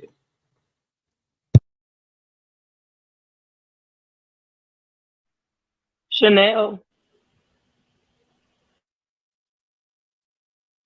I went already. We still in the same. We talking about. Oh, my bad. I was doing something else. I was waiting to hear you. What was it? Another question? No, I think he wanted us to go further into it. So let me ask you this. What have been some of the reasons that you disqualified who you was dating off of that list? Did you meet somebody with those characters? I don't know, somebody backfiring. Is that you or DJ? Hold on, let me mute you up. So yeah, maybe y'all could tell what's a reason that y'all disqualify somebody based off of the three things that y'all gave, and how are you trying to, what are you doing to stay away from finding somebody with those same traits? Like what's the strategy to make sure you don't run into that same thing again? standards, staying true to your standards and not wavering on it, because a lot of times when us ladies, we start to fall in love, we get soft, we start making excuses, we start well, maybe he didn't mean it that way, and he's not really good in this area, even though that was a standard of mine, but I'm still going to make excuses, I'm still going to make the exception. And when you make the exception, you almost always regret it. So staying true to your standards is the best way to stay safe when dating.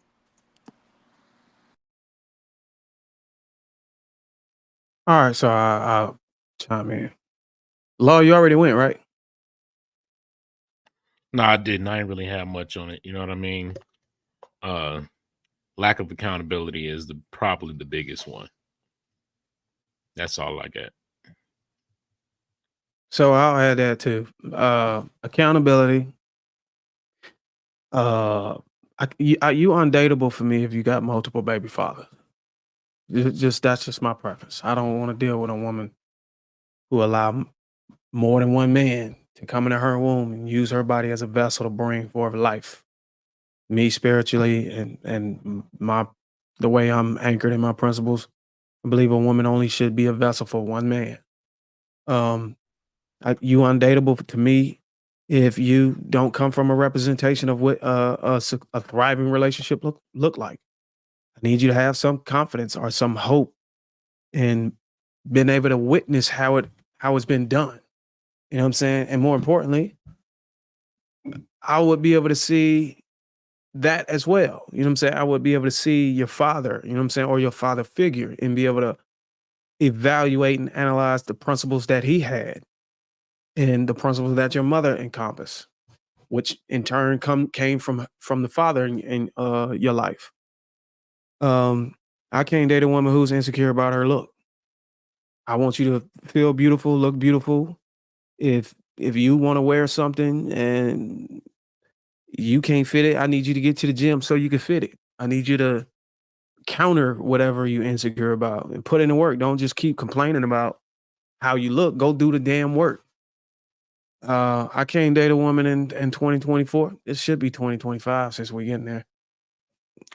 I'm married, by the way, but I'm just answering the question hypothetically. I can't be with a woman who can't fucking cook. All these damn tutorial videos on YouTube and all you can find is twerk videos and shit like that's a damn shame. You got to be able to cook. You got to be able to clean. You need to have some type of financial literacy. I don't need you running up my damn bank account. You know what I'm saying? I can't be with a woman who just run up my money and not bring me any resources in return or anything substantial in return for the money she running up. You can spend money, but just bring me something back. Bring something back that we can hold on to. Street life. I can't be with a woman who constantly in the fucking streets every weekend. Gotta go out and get validation from her friends and from people out there and exposure. Oh, in the nightlife. No. If you're gonna be married, you gotta put them things away. I can't be with a woman who allow single friends or toxic women or women who ain't got shit going on with them, ain't got no relationships to be latching on in her circle. Talking about that's my bestie. Fuck that. Oh, that woman. I'm sorry. She ain't good for you. She ain't good for the marriage, the best interest of a relationship, the direction we going with. You need to cut her off. I hate when women hang on to women that ain't got nothing going on, ain't got nothing to add, no value to add, can't elevate you, can't teach you nothing. Ain't got no man. All she doing is talking about you and allowing you to vent. And whenever you got a problem, she gonna take your side and tell you, girl, you need to move on. It's a dude. I know a dude here and there. Well, why you ain't got a damn man? Oh, excuse my language. But I'm just saying, man, y'all feel me? Y'all go ahead.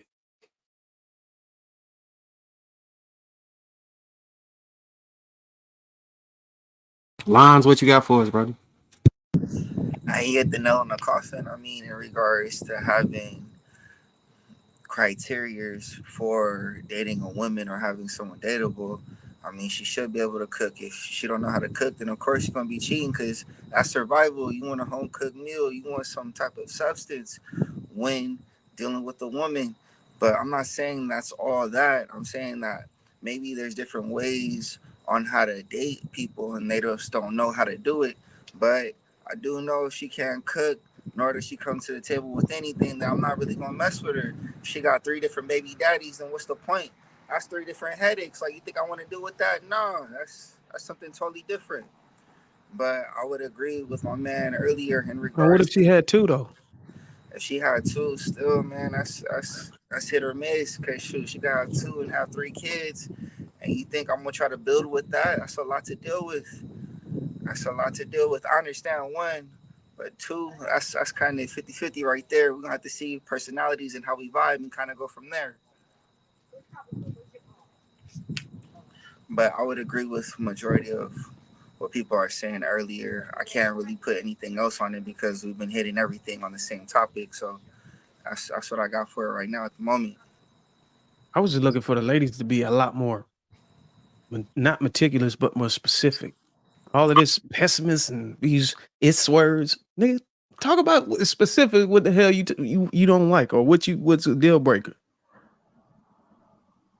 Darwin, we gave you a lot. Like, I think I was getting It's coffee. That's six kind of why. women. It's 6 women on here, and I don't think any of us repeated anything. You got a lot if you were listening. What's big for me was my number 2, a leader amongst men, because a man with his own mind and his own vision and is not like adult peer pressure with men and women is a real thing. And I see it all the time. Like y'all have been talking about, you brought it up yourself, talking about women having, pillow talking with other women and girlfriend talk about guys and all of that. I want and have always desired a man, my husband, to be very like self-led. He knows what he wants. I'm not policing you with your single male friends. I'm not worried about what you're doing because I know like you do what you want to do and that's the end of the story. And so I've never been like, oh, you going out with so and so? Well, he not married. Well, he be on the hose, and what you doing over there with him? Like, if I gotta worry about all of that, like it's null and void. It's no purpose. So I've always, even before my husband been, I wanted a man who was a man of his own mind. Period. He's my husband's the man that other men call for advice, that other men call to get his point of view. My dad is the same way. My brothers are the same way. That's the type of man I've always been attracted to. And also, something I didn't say is a strong personality, but not a person who has to be necessarily the center of attention. You are securing yourself. You don't need a lot of rah-rah around you, but because you are that person and you have that security, people are going to be drawn to you because you have that charisma. That's the type of blend. Now there's another type of man that needs and thrives on that attention. That is the only reason that he is secure. That man I've never been attracted to. I feel like for me, when it comes to my personal experience, what I would need from a man to be my best version of myself, I needed him to be understanding. I need him to understand how I feel and why I feel in order to get me to level out my emotions. If he say I'm doing too much, I need him to be able to communicate that. I don't want him to feel like I'm a burden. Um, I do lack in a lot of areas, so I need patience. I need you to be able to tell me how you feel and just be careful on your delivery when you talking. Like, don't talk down to me.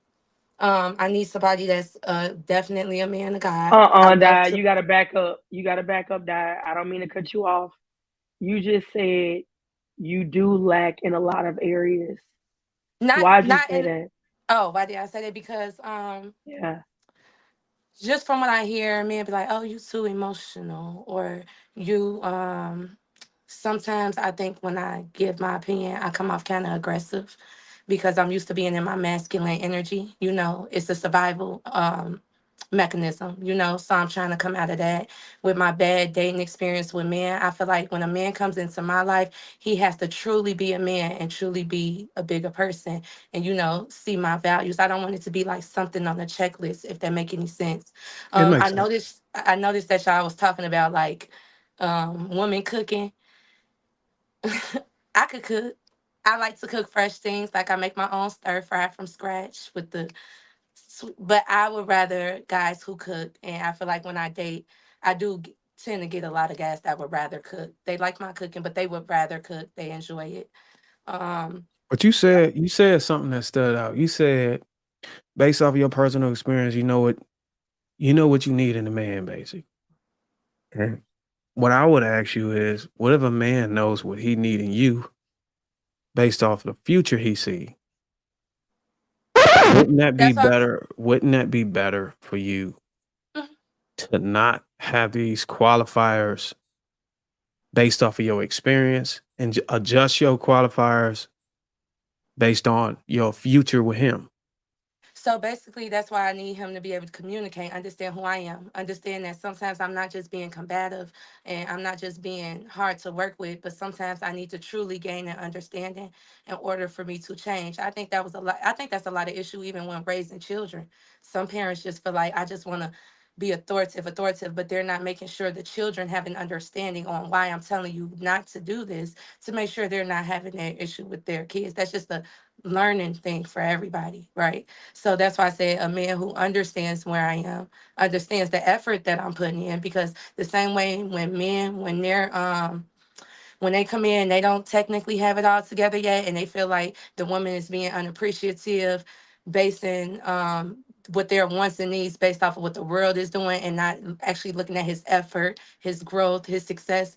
I want somebody who can do that for me. If they starting to see that, like see my progress, see how I'm working. Notice how if I'm too emotional, I know this guy said this one thing guys say they like about me. Like I could calm you down. I could talk to you. You know, I can, and that's what I feel like sometimes I need. But other guys who I wasn't compatible with, they tend to take that personal. You know, like I like by me doing what I'm doing, I'm questioning his masculinity.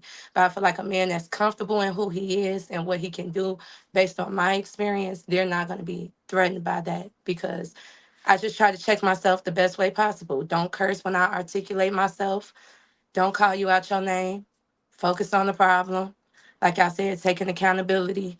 But, you know, it's behavior patterns. When it comes to women being masculine, sometimes it's a behavior, like I said, a behavior pattern that needs to be broken. So it's like, when I do it, call me out on it, you know? And if I ask questions, I'm not trying to be combative or go against what you say. I'm truly, truly trying to gain an understanding. So if So your those man, are so if your man of eligibility came to you and said, "Hey, look, drop everything you're doing, pack your shit up, let's go," what you gonna do?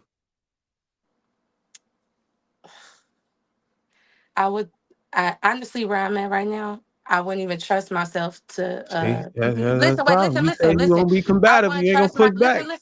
listen, you even let me finish. I don't trust myself to follow. So if a man came up to me right now, like, hey, I need you to do I this and didn't do that say and a do that, I man. need to I make said sure as a the man you said that would meet your eligibility list. oh, yes, I'll go. I'll go. I'm waiting for that.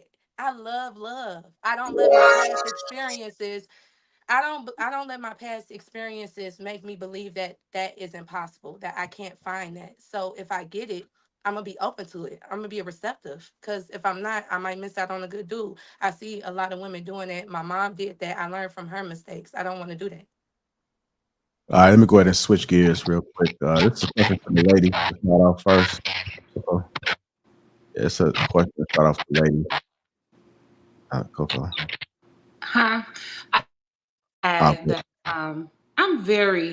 I'm not the fairy tale type of girl in relationships. I like to be treated like a queen, but if he doesn't have a sense of humor, if he can't make me laugh, if I can't be myself, that's going to be an issue. I haven't had an issue with meeting a guy that got his own shit together and everything, but it's the compatibility, getting along, and that right there is a deal breaker for me. Like, if you can't make me laugh, we can't be friends, we can't coexist. I can't, because I'm a goofy person. I am very professional, got businesses, but I'm also from Gary, Indiana, and I have my personality. I have to be myself. I have met men that, millionaires, all that stuff, but they want me to be a certain way. And it's just like, you know what, I'm too old to change a certain way just for you. So yeah, he got to be my friend, and he has to be able to make me laugh and have a sense of humor. And if that don't work, I'm gonna be annoyed probably. So, all the So other basically, you stuff. saying you unimpressionable. You too old to change for a man. No, I'm not saying that. That's what you're saying. What I'm saying is, if I can't be myself to a man, which is Chanel, myself, nothing to do with me being who I am to a man. I'm talking about being myself. If I can't be myself around him, yeah, it's gonna be So if we're this not. man said, "I need you to make your bed up and stop looking out your blinds," what you gonna do? I'm gonna make my bed up and stop looking at my blinds. I like submitting to my men. Okay, so that's why I said that's not an issue. But if you a type of guy that sit there and be like, man, this girl goofy as hell, and it's not funny to you, then I'm gonna feel like that you like judging me or something. It's so small, but something like that really can like cause me to not get along with a guy. She talking about like the energy when you be around people, dog. Like, you know how some people just irk the fuck out you, or what that her personality in her case may irk somebody else because they just like, damn, her ass, like she said, goofy. You play too much. You can't take nothing serious. If somebody has an issue with that, then she's saying they ain't for her. That goes back to the Change compatibility location, that we Chanel. mentioned earlier, where a person can check off all the boxes, but if you're not compatible, then you're gonna look right past them. And one example I can add, like I remember being on a date with a guy who checked off all the boxes, but I felt like I was in a business meeting every time we went out. Like our personalities just did not align. So But I compatibility. thought when you get older and you get more and your values start to depreciate, you kind of have a sense of urgency and start to look past those things like that. I don't operate on a sense of urgency just because of my personal relationship with God and my spiritual foundation. I'm not in a rush for anything because I know what's for me will always arrive on time. But I hear you. I do got a question for the ladies, and just so we can keep the conversation flowing, we'll start with Casey, Brittany. I'm gonna bring DJ back up. We're going that order, and then I got a question for the men after that. So we are talking about the worst types of women to date today. One of them is the entitled woman. So the question that I have for the women is, how do you feel about the perception that some women expect everything from a man without offering the same in return? Start with you, Casey, and then we'll work it around. The question is, what do I think about the perception of that? I believe that that's some truth to that. I'm not going to say all women, but I believe a lot of women in 2024 are expecting a lot without a lot being given. And when I say a lot being given, a woman will in turn ask for X, X, Y, and Z, but in return, the things that they say that they're offering are superficial things like looks or degrees or just things that are, superficial. So when it comes to a man, it's a lot of more liquid physical things, right?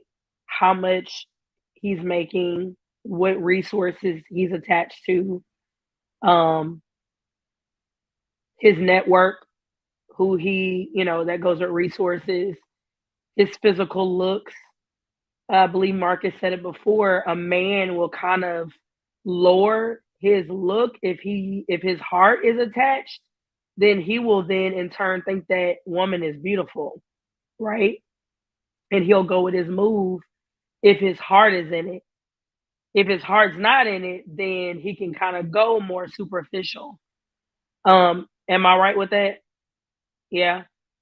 So I kind of feel like as women, when you're saying what you're going to offer, you do, when a man is thinking about a wife, and I'm going to wrap this up, when a man is thinking about a wife, he's thinking of those tangible things that a wife will be for him.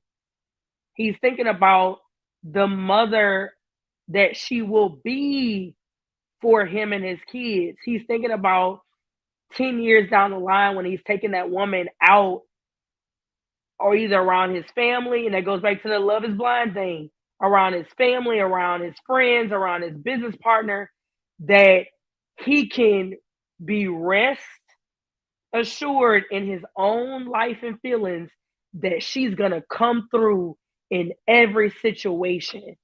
That's when he said, what is she bringing to the table? That's how of a big dog she has to be emotionally, morally, physically. He has to know, oh, if she go bust 3 kids for me down the line, is she still going to be looking the way she looks as she's looking on this date night right now? Or is she just presenting that now because she has some good genes and that's what it is? Or is she going to be a worker in the home and in our relationship and outside of the home for whatever our goals are and whatever I have set for myself as a man? Those are the things that when men say, what are you bringing to the table? That's the table that women need to be talking about.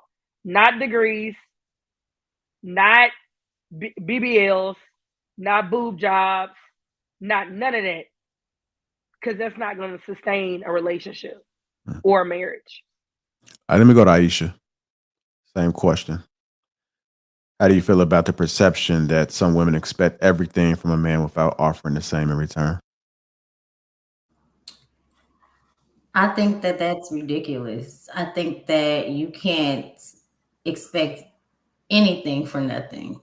And I think that I'm old school. So I think that anything worth having is worth working for.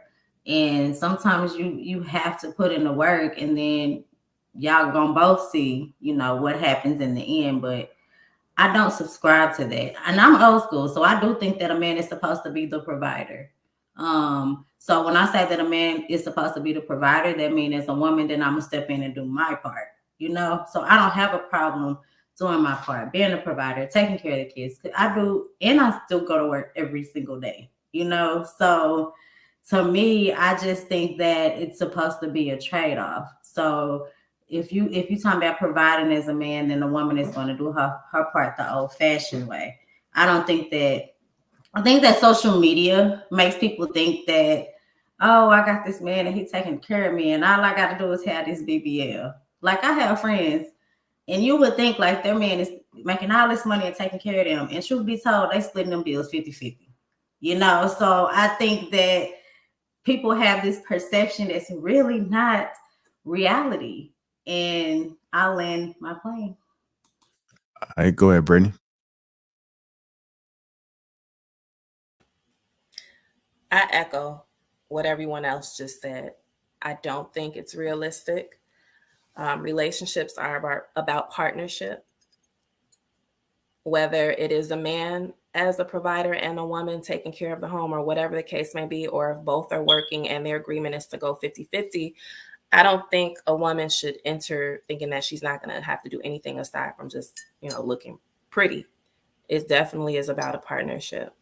So I echo. I don't really have anything else to add. All right, go ahead, Coco. I don't think women expect everything from a man and not reciprocate. So I don't have a feeling about that, because I don't think that's true. So I would say that I feel like women give more to the relationship than men do. And I'll just land it on that. Maybe somebody else can copy on that. I think the caveat to that is, I think the caveat. I agree with you, Chanel. I think the caveat for that is when they like you, like these prerequisites that you need to come with this money so somebody could date you, that's for men they don't like. Like, when they like you, they will give more to the relationship than you. They will 100% try their hardest to make that shit work. And when you telling me that these women are acting this way, you are going after women who don't want you. That's really what this shit boils down to. You need to find the women that like you, or make yourself likable for a larger group of women, and then you can have a different experience. Like, it's not all women out here behaving like this. If you run into multiple women and they do the same thing, you are going after the wrong type of woman consistently, or there's something about you that's consistently bringing that emotion and disregard out of people. Work on that, and then you can fix this situation. So I agree with you, Chanel. You agree with her that women put more into a relationship than men? Is that what you're saying? Yeah, I agree. When they like you and they love you, they do anything, bro. Like, literally any fucking thing. So how does that differ from? All right, let me ask you this. I see lines in Darwin. Y'all shaking y'all head. You don't agree with the law? If you're Not at all, bro. If I'm not talking about like more money. I'm saying if your woman had a baby outside of you with another man, would you stay in that relationship? No. Do you think it's possible a woman to stay in that relationship? Yeah, but see, it's a different reason for that. That a woman would stay. Yeah, you know why? Because when a man finds a woman, we're not looking for somebody to take care of us, right? That's the Right. whole thing. When a man makes himself something and he becomes something of himself, he's looking at who he can take care of. A woman is never trying to make herself important so she can take care of somebody. You know, it's for independence. Explain Ours Yeah, is to take I care agree of with that. somebody. You Explain dig what I'm I agree saying? with that. I agree with that as far as if we talking about like who gonna pay more money into the relationship, it's 100% more likely than not gonna be men. But is it? I'm saying women will tolerate and deal with stuff that we would not deal with in order to be with us, so they'll give more of themselves from that aspect. You No, don't but think that's who agreed to that? But Like, I'm saying, ladies, but that's hold going. on, real quick, ladies. How many of y'all gonna stay with a man? He gonna have a baby on you out of your marriage with another woman? everybody gonna say no, but people they've been doing So it. you Women have been think doing that for years. how many? Okay, y'all made it seem like men are not doing that. They're not. They're not. So They're y'all not. It's a saying different men are because They're not. so y'all saying men are not staying in relationships with women when they have a baby on them. No. Very rare. no. I've seen it happen Bruce, I before. don't even know. I don't even know if that A man situation. to stay with a woman. I mean, no. I want But women see, to here's the be. thing. I don't even He know might that not situation. know. He might not know that she did that shit. But statistics show that women are doing that at a high rate, and men are finding this shit out whenever they trying to do kidney transplants and shit. Yeah, that's what I'm saying. Unknowingly doing it, but they're not gonna willingly be like, I'm gonna be with you after you just got I mean, pregnant by me. well, here's the thing. They probably don't. They know that there's some suspicion going on. They know that they done stepped out with each other in the past, and they stood there. The fact that the biological DNA test, they may not even go through with that. But rest assured, a lot of these men are probably like, man, that kid probably ain't even mine. But you And know think what? about why Fuck they it. don't go through with it. Because they know if they know, they gonna leave her. And she obviously holds some type of value in his life where he don't even want to prioritize that. But that Let doesn't. me ask another question. But that's not changing the That doesn't question, mean though. that doesn't mean that the women will do more in or put more in a relationship Right. just because they willing to deal with bullshit. Okay, I ask just another feel one. like Have any of the women on here ever taken a loan out for a man, like for school or for a cosign on a car, or did any of those type of things? No. Okay. Yeah. Yeah. Maybe not take a loan out, but everything Well, was he in. didn't know. What? Hold on, y'all did that without his knowledge? No, he came to them and asked them to take the What do you loan mean? out. She What do just, you mean? Hold on, you what asked about this? Like it's some dudes that just date big women around income tax season. Those women down there get their income tax checkup just so that they could be with women be like, come on. switch the sides then. That We mean talking about men. a real. Hold I on. mean, men We do it talking about a more. real relationship. Hold on, real quick, Joe. We talking about like in a real relationship. You know what I'm saying? In that scenario, we know good and well that that's not the case. You know what I mean? We know as a man, you are expected to break your back and literally die for you and your family, right? Whereas your woman, Exactly. yeah, she may do that, but a woman is never looking at a scenario where let me get it together so I could take care of this man and everything else. You know what I'm saying? It's just not. They are taught to find somebody that loves them more than, you know what I'm saying, they love him. So a man will do more for him. You dig what I'm saying? That's something that I know all of you women on this panel have heard. Am I right? Yes, I've heard that, and a lot of men agree with that sentiment because um, even my partner, for example, he was single for years, and he told me I was not willing to come off the market until I found a woman that I was actually 100% completely interested in. Because if you're not if a man is not really, really, really into that woman, it's easy for his eye to stray. So men have to really, really be into a woman before they really get into a relationship. Otherwise, it's a setup for failure. Women are different. We make a lot of concessions for men. You know, we're not as vain as people like to um, make us out to be. We're really not that vain. A lot of y'all are bad built. A lot of y'all ugly. A lot of y'all don't make a lot of money, and we still love y'all. We still love y'all. So all I'm saying is we find other virtues and other attributes about y'all that we love, and women are very accommodating in that way. I'm being completely honest. I mean, I'm not going to hold it against y'all because women are conditioned to be more mindful of their aesthetic. This is true, but it is what it is. Okay, so I want to answer the question. How do you feel about the perception that some women expect everything for a man without offering the same in return? JR, the way you word these questions, aha, it's always like leaning, it's forcing you to try to answer a certain way, but I'm gonna pick at the little weakness you left there, perception. That's a perception. That is not the reality of the situation. I think that there is no robbery in fair exchange. So from the outside looking in, it may appear like, let's say you're looking at a man that's paying all the bills and you from the 50-50 gang. You might think, oh, she's not bringing anything to the table, but that's your perception and you're projecting it onto people that feel fulfilled in that connection. He's getting something out of it. It's just not the something that you value. So I don't think there's too many situations where men are being with women that bring absolutely nothing to the table. Trust me, he sees something in her. It just may not be the thing you value. And I just want to piggyback off of DJ because that's exactly what I was about to say. Exactly what I was about to say.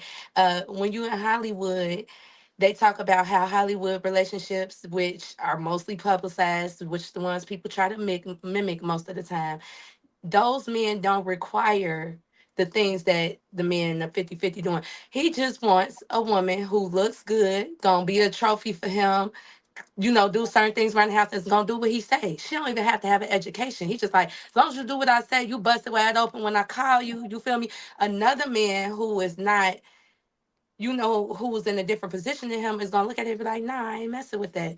And I do think as far as what I try to do when I come into a marriage, I do think about how I can be all to my husband. What can I do to make sure I'm giving my all? I don't want to provide for him, but I want to be what he needs in order to continue to be a good husband to me. So I don't think a lot of women go into the relationship just like, oh, just thinking about their benefits. Those women who dating those rich men, they gonna go in there thinking, okay, I know I got to keep my body up. I know he gonna care if I look like I'm aging quickly, things of that nature. Other women might be like, okay, this is a 50-50 relationship. I gotta make sure I'm pulling my weight. I gotta make sure I'm being respectful. I gotta make sure he's still being able to lead, even though we're going 50-50 on things. I gotta make sure I'm still respecting him as a man. It's just what you want is gonna be different. So yeah, like she said, the biggest word on that was perception. I think that Black men create that perception. Perception of what? Perception that they are going to take care of these BBL bodies and making it rain in the club and buying bottles and all these superficial things that are done. It's created by Black men. You guys create all of that. BBL Drizzy. So you saying we told y'all to go out and get these BBLs? No, Just the regulators, honestly. y'all put them in the videos. Y'all cheat on women with like that. Y'all follow and gag on them on social media. You guys display publicly what it is that drives you guys crazy. And as women, we see that. What is the husband? What is women decide, well, maybe I should do that so I can get that attention too. Well, what do the husbands that y'all see display?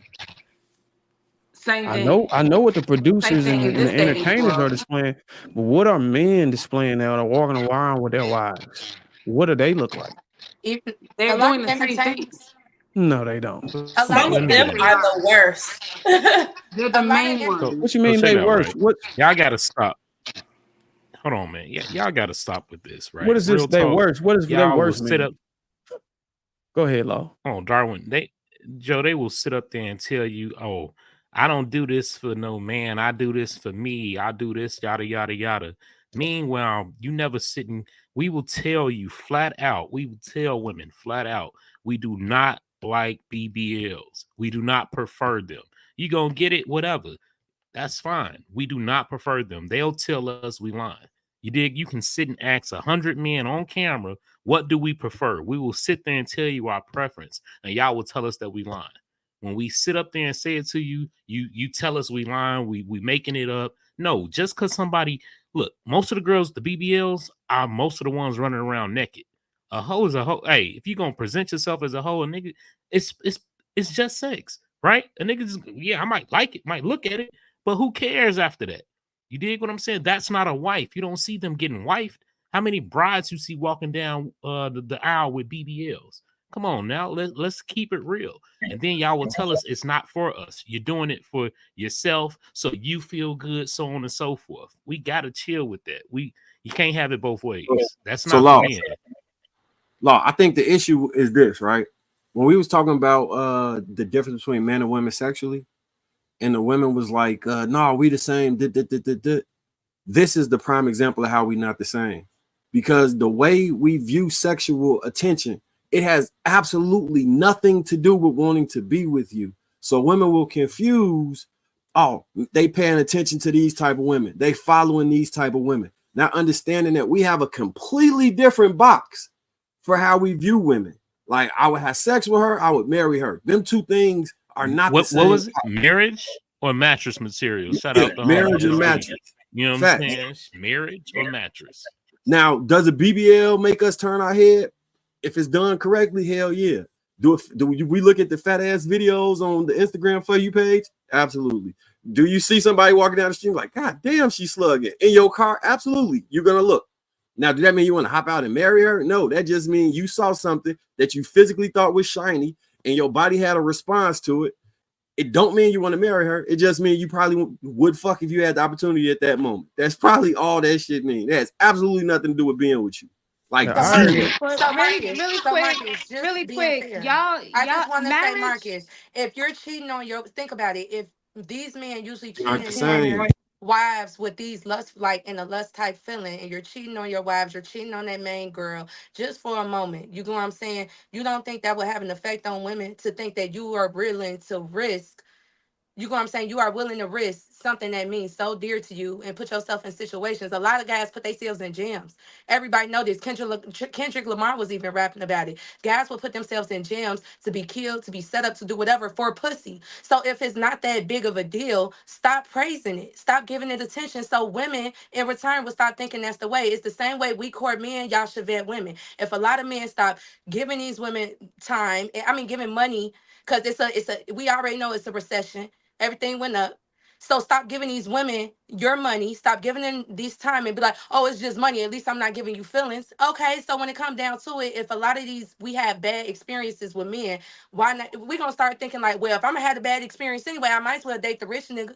Because I'm going to have that experience anyway. Y'all cannot keep continuing to enable these women. If there's no men to give them money and do all the shit that y'all talking about, these women wouldn't even exist. It's the same thing. Y'all enabling them, and then y'all like, well, I have to because my masculine nature is telling me to.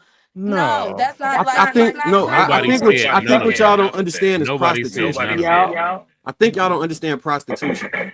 Like, men since the beginning of prostitution. I don't think y'all understand how prostitution affects women. Listen. Let them finish. Let them finish. I want to hear that. Men have been buying sex since the beginning of time. Prostitution is the oldest profession. It's rare that men go in whorehouses and pick up the woman that everybody wants to fuck or has fucked, take her home and make her an honest woman. You gotta not be jealous of the prostitutes. The prostitutes have their lane and let them be in their lane. You just gotta look over and say, at least I'm not a prostitute because I didn't do 10 dicks this month and I'm saving myself for a man I want to marry. And then I can have a family and all the things that you think come with being a prostitute. The prostitute gets one thing, wives and other women get another. Don't look at prostitutes with envy. That's what all let me these respond to real quick. Let me respond to him since he was talking. Completely different than women. So it's gonna come off a way to y'all because y'all don't understand how our brain And our chemistry works. Marcus, we understand. The issue is y'all don't understand how it affects us as women, and this is why I think a lot of disconnect in these days is men not understanding how their actions then lead to building these type of women. You got to stop using that as an excuse, because at the end of the day, those type of men that still doing themselves, what type of life are they living? Are they married? It's not healthy, and you can't keep using it as an excuse. It's a bad thing, and once you take that out and you stop doing that and stop paying for those type of women, be right or wrong, you become a better quality man. Right or wrong. Men So since the y'all beginning gotta of time have been paying for prostitutes. Right. That's Y'all what gotta remember. Hold Okay, on, listen. wait. Look, I'm gonna put a stat out there. Look, listen to this real quick, y'all. Now, y'all some very attractive women on this panel, right? And any given day, right? How many men would you say approach you? Well, that's what I was about to All right, let's say. say. I meet men. Wait. The second I walk out the house, I'm meeting men all the time. Gas I station, had grocery a store, ticket gas, for the me lights. apartment So, all right. today. So, wait. So, let me ask this in response to that. So, let's say out of 10 men that have approached you, how many of those men did you give your time a day? None of them, because no. Okay. So, wait. So, you said none. Somebody else got another answer? Give me just throw a number out there. Out of 10 men that approach you in any given day, week, how many do you think you give the time of the day? 0, right? So out of those 0 men, because y'all feel like they're not worthy, they can't go buy none. Y'all don't want them. That's who's employing these people. Y'all not taking into account that y'all don't care about these dudes. They got to do something. It's a lot of incels out there. Let's stop saying it's all the men, just the men that you don't want. You know what I'm saying? They got to figure out something. That's who's employing them. That's who's giving these women this attention, buying the OnlyFans and all that. So y'all got to remember, y'all only like a small percentage of men to begin with. Who Yeah, if was you it in looking here for sex, a if you second looking ago for talking sex and about you all see men me, mostly ugly and this, that, and the other? I mean, come on, y'all. Like, so I'm gonna y'all turn the can't guy sit here down and because dictate this. I'm gonna turn the guy down because my uncles, my brother, and my close friends told me that 9 times out of 10, any man that's a friend or want to talk to me, they want to have sex. So that's what I think every time somebody want to holler at me. Gone somewhere. And you just prove that But I point mean, by that's saying we don't like men like that, so they go and pay for it. You just proved my point. That's why I say no. but all men want sex. If they are going to try and approach you, eventually sex is in their mind because that's human nature. I'm not trying to get to know you to be your best friend. To hey girl, let's go get But naked. like y'all making excuses for buying pussy, y'all are putting. This is the reason why men can't find the right pussy and fuck that pussy for the rest of his life, because you're making excuses Come for on, him buying God. pussy. It's not okay for you to buy pussy because you feel like it's in your masculine nature. When you Come on, God. That's not Who what we told you said. like that? for That's real, the that reason why don't we make buy. sense. You heard something And you don't different, Doc. understand how I've that would never bought affect no young pussy in my girls. life. Think about Ever. young Come women. on, Y'all God. like That's not most of what the we women that said. y'all talking about on social media is not That's 40, 50-year-old people or women in their late. These are women in their come 20s. on, So God. like I don't That's see not how what y'all we don't said. understand how You that would hearing So contribute something? to the issue. You hearing something you're not prostitution saying? is a supply and demand market. If you don't demand it, nobody's supplying it. So the fact that you guys are trying to put BBL culture on women and then turn around and say, well, men are going to buy pussy anyway. We've been doing it since the beginning. So you pointed out the origin of the issue and you're still not willing to take accountability. Do y'all hear So look, yourselves? so wait. Y'all have to remember, here's the thing. Now let's go back to a very, very specific point. A man has to make something of himself in order to be attractive to women. A woman only has to be born to be attractive to men. That's why it's a double standard when it comes to a man that has slept with a bunch of women versus a woman that has slept with a bunch of men. Because men, we have to build something in order to be attractive, right? A woman only has to say okay. It's very, very easy in your stance. You just set up here, y'all all just set up here and said, out of 10 men that may approach you, zero of them will get a chance. That's proving the point of it's much harder work. So for these men, it's a lot easier to just buy it from the one, because she doesn't have a choice to say yes or no, or to say, oh, you the 10th nigga that I don't want to talk to. He don't have to worry about that. You He's didn't just gonna ask go So and that then pay that for it don't question. count. and keep You it didn't Law and moving. ask. That's Marcus You not didn't saying something, ask two right? different why. It's not things. the same thing as having a whole bunch of pussy and getting Y'all it saying because two you're a different player. things. You're paying for it. You're cheating. You're not even gonna brag about that. Right, You're not even gonna Chanel? tell nobody you did that. You know what I'm saying? You Okay. can't. Oh, my bad. Go ahead. May I just No, I say? was saying law and Oh, go market ahead, saying Richard. two different things. I agree with law. I disagree with my brother Marcus because, like Dad was saying, y'all, Lapeef has had multiple shows as well as other men in the manosphere. Y'all are the reason why these women out here are acting the way they are. But then you don't want to take accountability for it. You liking the pictures on Instagram. You talking to your niggas about the same chick. You following her. You contributing to her OnlyFans. And then you wondering why the little girl's coming up being like, oh, well, this is the only way that I'm gonna get attention from men, or this is the only way that I'm gonna find love. I'm not good enough with my natural body. I need to do this. I'm not good enough with clothes on. I need to do this. So I'm a realist. I'm gonna have my own mind and say what I say all day. Y'all as on King Talk, I don't know if it's this year, last year, the year before, because I've been a part of the network over 3 years now. Y'all have said and have taken full accountability for men being one of the main reasons it keeps getting watered like a garden. Women in society, human nature is just like a person making money from a business. If I see 10 people making money from one business, guess what? It may be the market for that business right now. So you know what I'm going to do? I may go into that business because 10 people are millionaires from that one business. The same with little young girls growing up seeing men give attention to naked women, women with BBLs, and hoes. That's what they're going to learn. Okay, so to be clear, I don't disagree with Law's point about we're the precipice for wanting those things to exist. What I am saying is those things exist. Fact. Men will always want those things. Fact. Don't be jealous of prostitutes. Fact. And your life can be better. That's all I'm saying. It's real clear. Maybe, I don't know, maybe I'm not putting it in the way you can. What I'm saying is those things exist. It will always exist. There's no accountability. Well, I'm saying stop being jealous of prostitutes because prostitutes get certain results. If you don't want to be a prostitute, then just don't even look at what the prostitutes got going on. But if you would like to be a prostitute, by all means, walk over there and become a prostitute. That's up to you. But what I'm saying is, Marcus, prostitutes get different results it's than the people. attention, bro. It's the attention. It's two That's different what we're types of talking attention. Can I just say It's two something different real types quick? of attention. Women who don't know better can't see the difference. They don't. So then it ain't the men, it's the women who don't know better. That's what it is. It's a little bit of both, Darwin.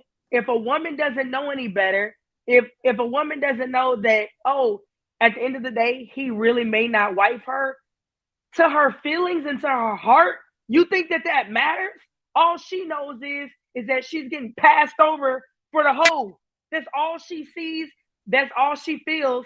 And it may be the guy that she really, really likes, but in the back of her head, she doesn't know that guy is not looking for a wife, or that guy may be super immature. She may just be like, oh, I'm really attracted to this guy, but guess what?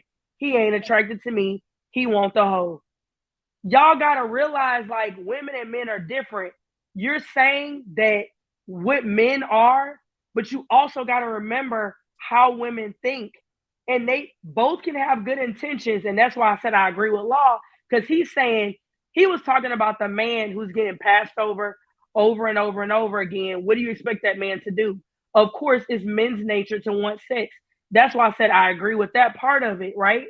But if on the flip side of it, when you talk about social media, like Lons was talking about, when you bring up the aspect of social media and the dating aspect, men are picking the hoes over the wives in some of those instances. And you got to be realistic about it. And I think How do you pick? What are you saying? They cheating on their wives? No, when you say they picking the hoes over the wives, or you mean they?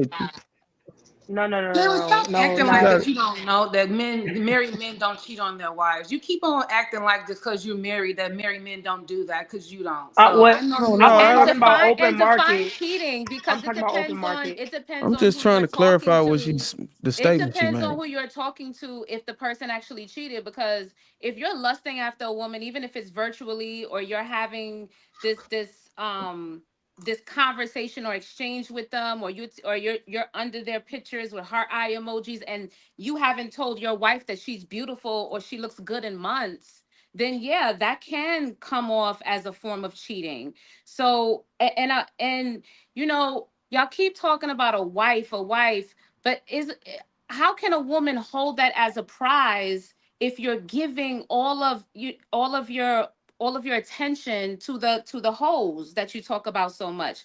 That is currency. Attention is currency. Attention is power. And if you're giving that away to another woman that you just told us has no power in your life, then we're going to look at your actions and not your words. So See, I you think have to men are make sure just. that your actions are aligning with the man that you say you are. That's what See, I I think said. men are just giving attention because of we Very just. disingenuous for a man to say, "Oh, I'm just being a man, following her on Instagram, liking all her pictures, stopping my car when I see a BBL." But then you want me to be on Erica Badu. But I'm like, you giving this one over here all the attention, but then you want me to be Erica Badu. You want me to be Susie Homemaker, I don't right? think y'all know how to properly calculate the amount of attention that's being dispersed. You're No, saying I he's don't think giving y'all her all the understand how much attention, but this man is with you 24/7. you don't And he understand just what happened to see a woman walk by with a ass on her. And he looks, and for somehow y'all calculate that as that woman is getting more attention. When you getting this man is paying your bills, protecting you, providing for you, and all these other stuff, all these other things. And somehow you mathematically got yourself to calculate that woman that he just seen for at a moment is getting more That attention than wasn't you. my example. That's an That wasn't my insecurity, and it. example. you Yeah, that's not minimize what that I was my talking about. example. Well, she's talking about stopping the Yeah. car for So you really. When's the How last many time you times have stopped the y'all sat car and with was y'all like, man? How damn, many baby, times you have look y'all sat good to with your y'all man and wife? said, "Hey, look at that girl, but it's big, ain't it?" Tell the truth. Childish. You got to learn to we do control that your Oh You because want to the know? way Lord, you look now Y'all is it's know what's childish. funny? childish. It One is thing That is that's childish. funny and scary to How? me crazy. is Okay, let me because ask y'all this. y'all don't really. How would y'all feel if a woman stopped and was like, "Damn, you see that print? Shit." How would y'all feel if your wives was commenting on a form of another man, even if it was for a split second? How would that make you To who? feel? First of If To all, she's talking about men, a anybody. size or a what men print, you know that's is not stopping and saying, disrespectful. "Hey, damn, you see that ass"? What man do you know is stopping and saying that in front of A his woman? woman, okay, what if she, okay, we'll do the subtle shit that y'all Exactly. do. Go ahead and walk it back. She looks, or she be like, whatever y'all do, what if she did what y'all do? What do we What if do? you seen her heart eye emojis on the pictures of men with no shirt or a print or six pack or whatever? What if you seen your wife under comments liking all of these men or the man of the year, and you see her constantly being lustful, lustful, lustful? That wouldn't erode at you? Yeah, we I address mean, it, but we're not gonna sit here and say we're not gonna sum all of her attention up to, oh, you giving this man all the attention. But We're the gonna Childish. thing is, address you're not listening Y'all to what we lying. we're value gonna as address the women. situation and then we're gonna move accordingly. That's because we But y'all value different things. the That's irony of because we y'all is value y'all different. getting put in a position to be player one, number one in the starting lineup, and then you want to then when a man just There should look be no or lineup. It's not even No that. lineup. Like, That's but where you that's not fucked even up. the I'm issue. not They're talking not about understanding. relationships. I'm talking about the dating You world. have I wasn't talking about yes. relationships. Y'all talking about hold two on, you different said things. you're not talking about relationships. yo, The thing is, y'all not understanding what we value as women. We value two different things. We're sitting here tell you what we value, how we react to what you're doing, and y'all just like, well, you shouldn't feel that way. You can't tell me how to feel as a woman, just like I can't tell you how to feel as a man. Y'all So are value. you so hold on, so you saying you value the fact that a man is gonna look have a wondering eye. No, listen to what I'm saying. We cherish the attention y'all give us. When y'all make us feel loved, when y'all make us feel beautiful, that's something we hold on to. We women don't usually pan to their men like, you so handsome, you so handsome. They like, you're doing a good job. You're providing. You're making me feel safe. That's the things that you guys pride yourself on providing us. We're telling you, when you tell us we look good, when you're giving us this attention, when you're making us the priority, liking our stuff, that's something we value. And you cannot tell us not to value. If all women are telling you Well, this we're is not how we're telling you to genetically value it. made up, We're we not value telling it. you So to wait, value let me it. finish. So I when you're mean, giving not that to to value it. another woman, let me finish.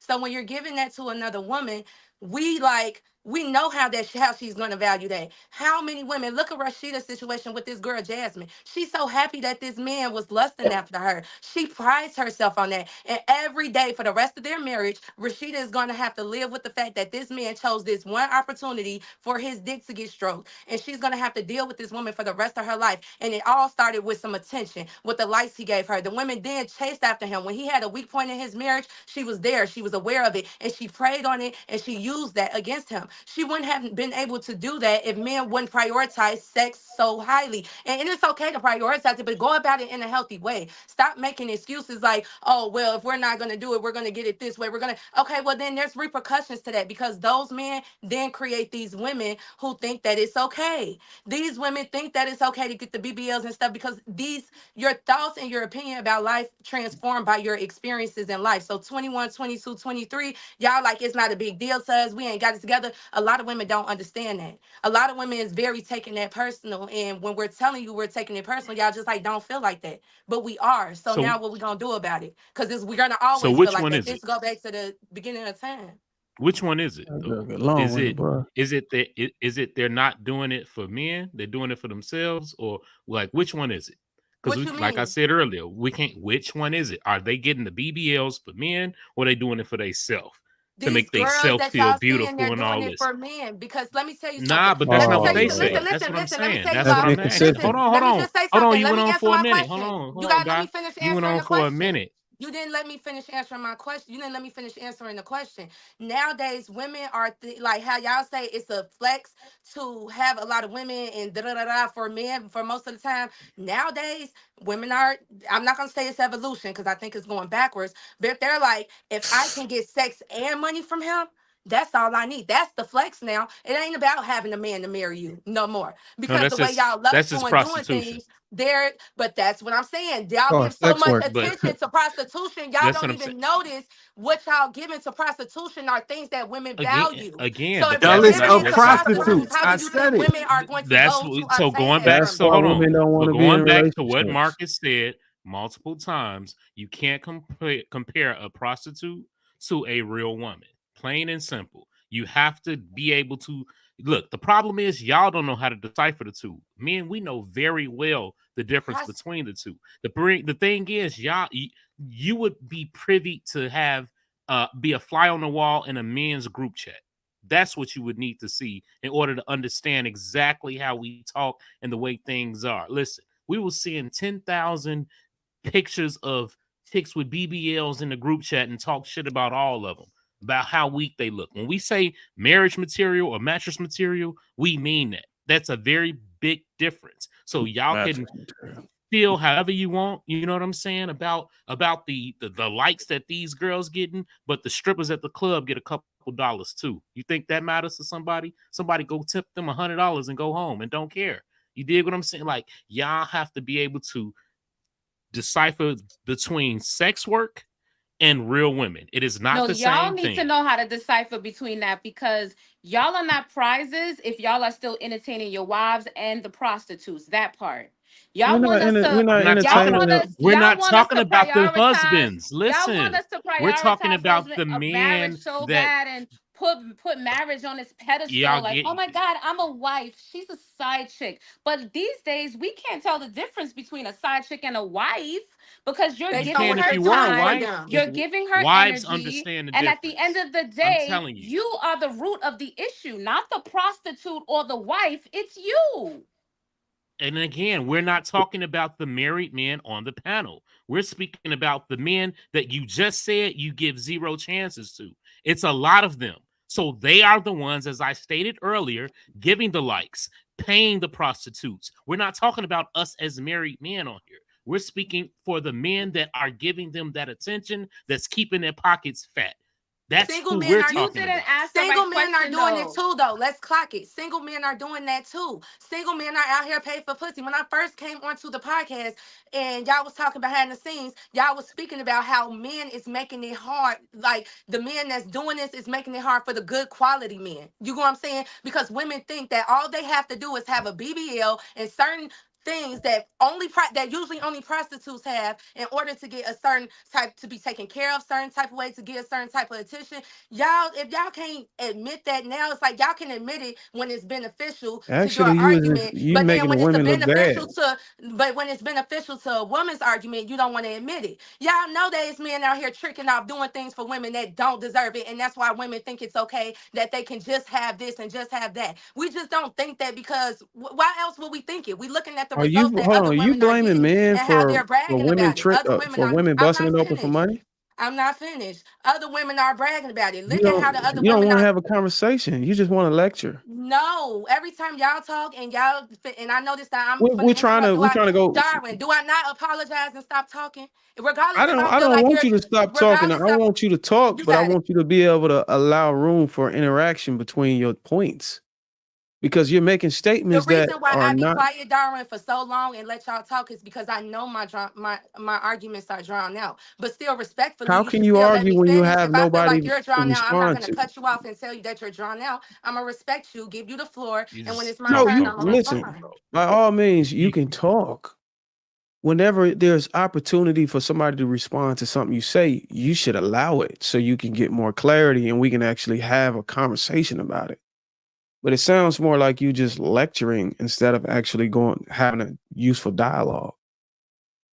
So whenever you make a statement like, the reason why there's no good women because there's a lot of tricks out here that's making the women bad. That's not, you can't put that on.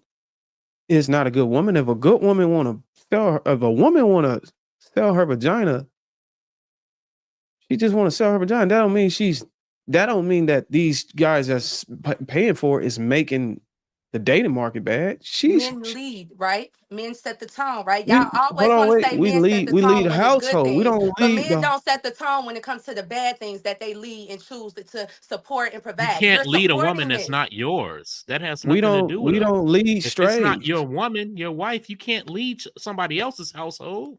We're But talking that, about but It ain't simply that, even a but you individuals household have at that this point. purchase. It's y'all lead society. You lead society. What you do as a man and how you move is when you lead society. That's why Malcolm X knew it was important how he showed up in public. Y'all gotta realize these likes, these comments, these lustfulness, it's public now. This ain't just the who told you 90s we where lead society? I'm cut off again. Yeah, but see, that's what I'm saying. You'll make a statement and then you'll jump into a whole nother category I think of a Summer topic Walker before somebody said can it best. respond to the statement you made. You made a strong statement, but you don't even want. It's like you don't want a rebut. If you Darwin, sit here and say can I that, add a quote in there? Maybe get a couple laughs. I think Summer Walker said it best. And I quote, "What am I missing? Always taking L's every time I try with a ninja. That just don't hesitate, gone. What am I missing? Seems like you gain more from a sugar daddy or a drug dealer. Pick me at the club, one hit. Fast forward, just might be a hope." Y'all know that song? no. Okay, I'm sorry, y'all. I was trying to lighten it up a little bit. I'm not saying I don't want to be a hoe, but I'm just saying Summer Walker said it best. She's making the point that a lot of us were saying those men have made it more attractive, to be out there worrying about the money, worrying about the BBLs, worrying about all of that, because men are putting a lot of attention. They're putting resources. They're putting a lot of energy into the women that are getting the BBLs, that are shallow, that are pretentious, that are all of those things. So a lot of women adopt that mindset that they just might be a hoe. See what y'all got they get wrong is more out of that instead of putting their heart into something. what y'all getting wrong is men haven't just started putting money into sex work because of people being able to inflate their ass. This is something that's been happening. It wasn't that. But there's more visibility into it men have now. been putting money into sex work long before that. It's You're just that right. once women found out that that's more. Y'all keep saying that like that makes it okay. Like, Well, I haven't finished my point. I been haven't finished. happening so long. That doesn't make it an It makes okay. it okay if that's the outcome you want as a man. Look, But let's the keep it point I real. want. Hold on. Go The ahead, point I Darwin. wanted to make is women are seeing the purses, the designer, the trips, all of the lavish stuff, and they're selling out on nuclear families and regular relationships so they can have those frivolous things. That's what it is. It's not necessarily it's just the podium is swinging towards sex work because You're able to deal with not being submissive and cooperative man, and you're able to get all these material things and just for busting it open. You're taking an easy way out. It's similar to what I said earlier when y'all was on the marching lines with us. When y'all figured out y'all can go and make your own account and go get your own money, y'all sold out. You sold out. So now you can be put in starting lineup. You can be put as the wife, as the fiance. And when you see other women making money off of their body and you see them getting likes, you gonna sell. You want that. You rather have that than to be a submissive woman to a man and raise a family. That's what it is. You selling out. That's all it is. And you keep pointing the finger at the men. These men know what outcomes they want. If they want to go have a wife, they shift their energy towards that. But if they want to go have a good time, that's what they're gonna want to do. Just because a man gonna want to have a good time don't mean you got to conform to that. Don't mean that you got to go put your body under the knife so you can go get the money. Go back home. Go do the dishes. Go fix a sandwich. Go change some diapers. Go build a family. But no, let's keep it real. I want to hop in there. Hold on. Let's keep it real. Wait. We're supposed to do that by ourselves with no men, because you already said the men are out there doing that. So you subscribe for No, we didn't say that. We said the men that you don't like are probably the ones that are paying for it because they can't get it from the women that they want. That's clear as day, right? But we also have to remember what happened. Let's look at it this way. What happened first? Did somebody sell it or somebody bought it first? This is equal opportunity. Which one happened first? You dig what I'm saying? And we also have to look at it. What is the main thing that women are looking for out of men? Some sort of provision, right? That's what they taught. That's what is pushed out there in every set of ways. So now if he says you're not my girlfriend, but he still got to pay all your bills, is that not still prostitution? So what we talking about? So yeah, I think it is. that If you're dedicating the values on your relationship with what he can do for you, what can he provide? That's still prostitution. I will drop the definition of prostitution in the chat if y'all need it. So this is the problem, right? For so many years, women were having casual sex and getting into situationships and seeing nothing in return but children and abandonment for many, many years. The statistics show it. Go look at the statistics. 75% of Black homes had absentee fathers. So now women are responding with, you know what? I know this man is likely to abandon me and possibly the children will make. So they say, okay, in the interim, I would like to be comfortable. Now we're up in arms. So it's not the casual sex, it's the fact that she actually is saying, you know what, I want something out of this situation too. It's not going to be your commitment, because Black men show in the data that you are the least likely in any demographic to get married to any women, not just Black women. So let's just be really clear. Now, all of a sudden, that something is expected out of you besides commitment. Now, all of a sudden, it's prostitution. Well, baby, that is not the definition of prostitution. There is no robbery in fair exchange. I will say it till I am blue in the face. When you niggas was getting casual sex all in the 80s and 90s and leaving those homes and there was no accountability at all, and women weren't asking for anything, and all they was getting was dick, bubblegum, and children, it was not a problem. Nobody was up in arms. Nobody had anything to say. But now that this newer generation is coming out, like, oh, no. So I can't make you commit to me. I can't make you be a father. I can't make you be a husband, but I will be comfortable during this courtship. Now, all of a sudden, they are being called prostitutes. But beyond that, beyond y'all just putting a label on women who are saying this is my standard for our interaction, y'all are really sitting here acting like marriage is a prize when you are putting BBL princesses on a pedestal and then trying to practice That's a cognitive small dissonance minority and of men say, doing that. oh, well, we're giving them attention. And you asked earlier, you said, how many men out of the 10 men that approach you do you give attention? And women said 0. And you called them incels, but you never asked why. You never said, why don't you give the attention? But you answered your own question later when you said, well, men just want sex. So if y'all not giving those men sex, then oh, they're gonna go pay for it. You answered your own question. The I never reason said why that. we're not I responding, never yes, you said that. did. The No, I reason why said we're if a not, man is hold approaching on, you, I'm sex almost is on his finished. mind. I'm No, don't almost tell me finished. what I The said and reason then talk why, over it when I the reason, respond. well, I'm No, I telling never you, said that. the Get it right. reason why Play it women back. are not talking to those 10 men that Play it approach back. her is because most of those men are approaching her for sex. So we're supposed to feel sorry for not giving attention to men that are approaching us for sex. That is I didn't say, why. You should no, That is feel why I we sorry are for not stated. giving men yourself that because attention. all a man see If when you he have more approach you is if you sex. have more You admirable should feel reasons why sorry you for to approach a yourself. woman, then the women would give you chances. But your Again, approach You what is should I feel stated wrong. sorry for was Your if a yourself. man intent is approaches you, wrong. sex is somewhere on his mind. Being attracted to That's someone nice, is and usually that's why going to y'all be get left sexually on red. attracted. If If you are not sexually attractive to a man, then he's probably not going to approach you if he doesn't eventually think about possibly having sex with you. Let's if a stop man trying to make it a approaches a big woman deal. just That's if Kid, understandable, y'all. That's Come understandable. on. Men are physically driven with their eyes. They have sexual desires. So it You should have be to know that understandable for us just to leave them certain on men, read.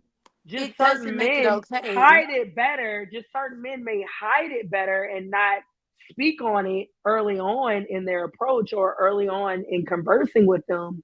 But you gotta know that if a man is approaching you, whether he brings up sex or whether he doesn't, you would want sex to be on his mind, because if he's not sexually attracted to you, that is a problem and will be a problem within if you Cassie, can I decide to build a ask you a relationship question with really them. quick? Really Casey, quick. Can I ask you let me ask you a yeah, question. yeah. So when women say that they want financial security and that's their standard, they're called prostitutes. What do you call a man that has a standard of wanting sex? What do you call him? DJ, I believe every man wants sex. Every woman wants financial stability, but when we want that, we're prostitutes. So what are we gonna Why call is I that? them? don't. Why is that that ain't the stability. trade-off? I As if women don't want yeah. sex as Hmm? well. Like that's not a part of a relationship. Also, when I say about a woman saying she wants some sort of provision, I'm talking about these individuals that say, if you're not doing this, doing that, and doing this, then you're not getting none. That's prostitution. If I have to pay to play, you might as well just take this little funky ass $40 then, and let's go on here and get to it, and I'll go about my way. And that's what these girls are getting, because a lot of times, they teaching women, if you gonna lay with him, he better be paying a bill. That's prostitution. I don't That care is how you not slice it. prostitution. All right. Prostitution is $60 Whatever for you got to do head, is tell you, make $100 yourself for feel fuck. better, baby. That's prostitution. If Nah. she has a Listen, standard, but you have a standard of sex. shoot You the have a 40. standard of sex. And y'all, and So then that them, makes you a Shoot the hoe. 40. and them men are treated. I don't Y'all, want to sit here and feel y'all, bad for them. dating, You're That makes no, telling you a us we wait, have mo. to wait, feel wait, bad. A wait, We mo, a have guys, to male feel but bad hoe. for dating, these men. wait, wait, We wait, have wait, wait, wait. That's shouts out to the moles.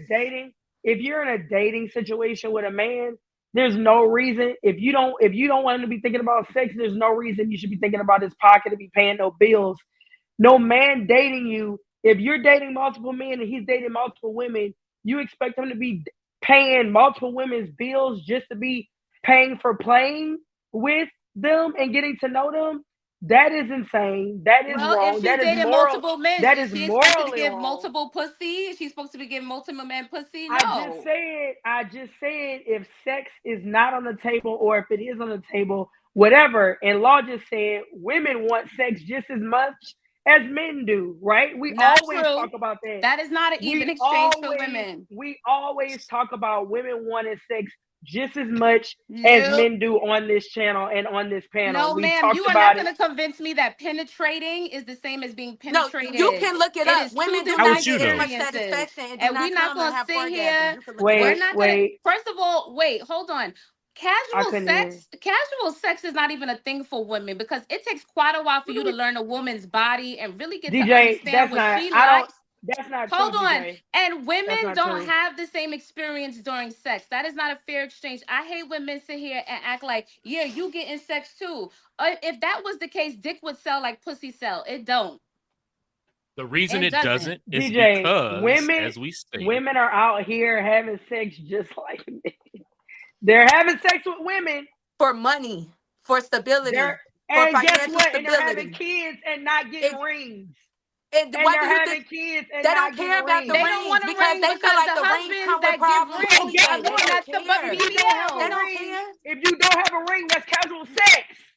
If you don't have a ring, that's considered casual sex.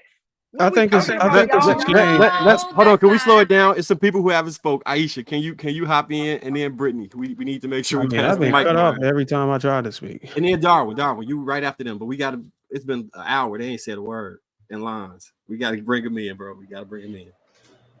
I think that it's nothing that men out here doing that women ain't doing. Like the notion that women ain't out here dating and having sex and doing that thing and having dips and sneaky links and I have girlfriends that are very successful and they got links. You know what I mean? And that's all they want.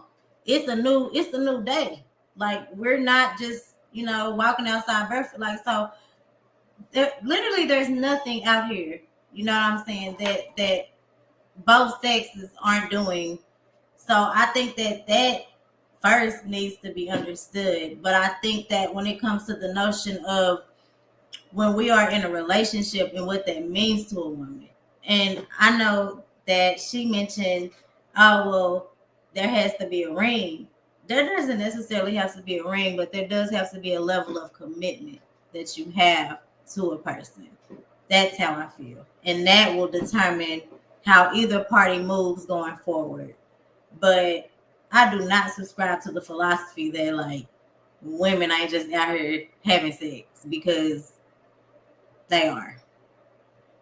Right. Shorty think because maybe because you don't enjoy it like that or whatever the case may be, or you think it's like No, the you data Hold on, shows hold y'all on, are hold on. We got don't do to that. hold on The before y'all data go. shows that y'all are not making whatever you women got come going. as a whole. Brittany, Again, You seem like you the only one. again, you guys need to And- debunk me with facts. The okay, fact of the matter is, it's right. Google is so right there, baby. Y'all are not DJ, making hold women on one come second. like that. Hold on one second. We need to I'm pass the mic. speaking to the Brittany, majority. I'm not speaking Brittany, about go. anecdotal shit. Mic on. Brittany, go. We got you next. Then Lines, then Darwin, and we can get back to popcorn. We got to include everybody in the conversation, y'all. Okay, can you repeat the question? It was a lot happening. I'm sorry, it's 12 o'clock, y'all. Here go the question right here. Here go the question right here, Brittany. I'm with Brittany. Here go the question right here. If you wake up tomorrow and you run into 10 men, and the only thing those men see out of you is to get in the bed with you, how would that make you feel?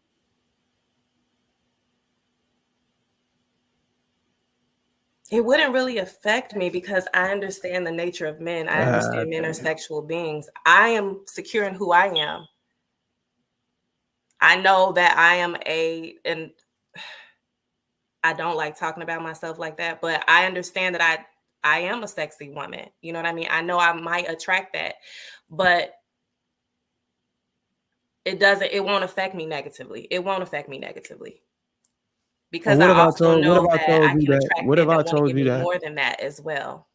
So you don't think it's bad that 10 out of 10 men, not one man out of 10, see more in you? I mean, but you're talking about in that scenario. You're not talking Nobody about said that overall. though. Now you just Hold on, taking can I it finish to it? another level. That's two different I didn't bring it to another level. I'm literally stating how men operate. We talked about men no matter what their intent No, was. that's not how, ma'am. That's not how it works. Law said that. I'm sorry, man. That's not how it works. Don't add in and you don't think they see It ain't nothing. It ain't nothing to add. You do It's that all nothing the to time. add. This is already embedded in our behavior. If we see you as just a body to plow into, we gonna approach you as just a body to plow into. If we see you as more than that, we gonna approach you as more than that. So women, if you got 10 out of 10, if you strike out 10 times and all the man is wanting is your goodies, that's all you have. You need it. That should be some conviction in you saying that maybe I need to go work on other areas. Instead of saying, well, let me go get a BBL and make it even inflate the issue. You just gonna amplify the issue. Instead of going to say, damn, what am I missing? What else am I missing? Why am I not getting approached for maybe a deeper conversation or for something more serious or long term instead of just a temporary satisfaction. You should feel fucked up. Like, damn. I mean, imagine lines that we are out here and we're trying to get into corporate America or we're trying to get a job. And we walking around, we got our button up, you know what I'm saying? We going for an interview. And every time we walk into a building, an executive suite or whatever, what do they ask us to do? The garbage is in the back. You can take it out. The garbage is in the back. Are you here to wash the windows? Are you here to clean the floors? No, I'm here for a job. If all they saying is, hey, go to the trash and go clean the window, you need to ask yourself, man, what is it about me that displays that I'm here to fucking do some small time shit? You get what I'm saying? I need to go clean up my image. I need to go clean up my character, my personality, how I'm perceived. So maybe I can get a different interaction than just the sheets, than just washing the windows, here to take the trash out, here to for valet parking. Instead of pointing the finger at the other person. It's sad. The irony is y'all women, y'all get in these relationships with these men and say, oh, he looking at this.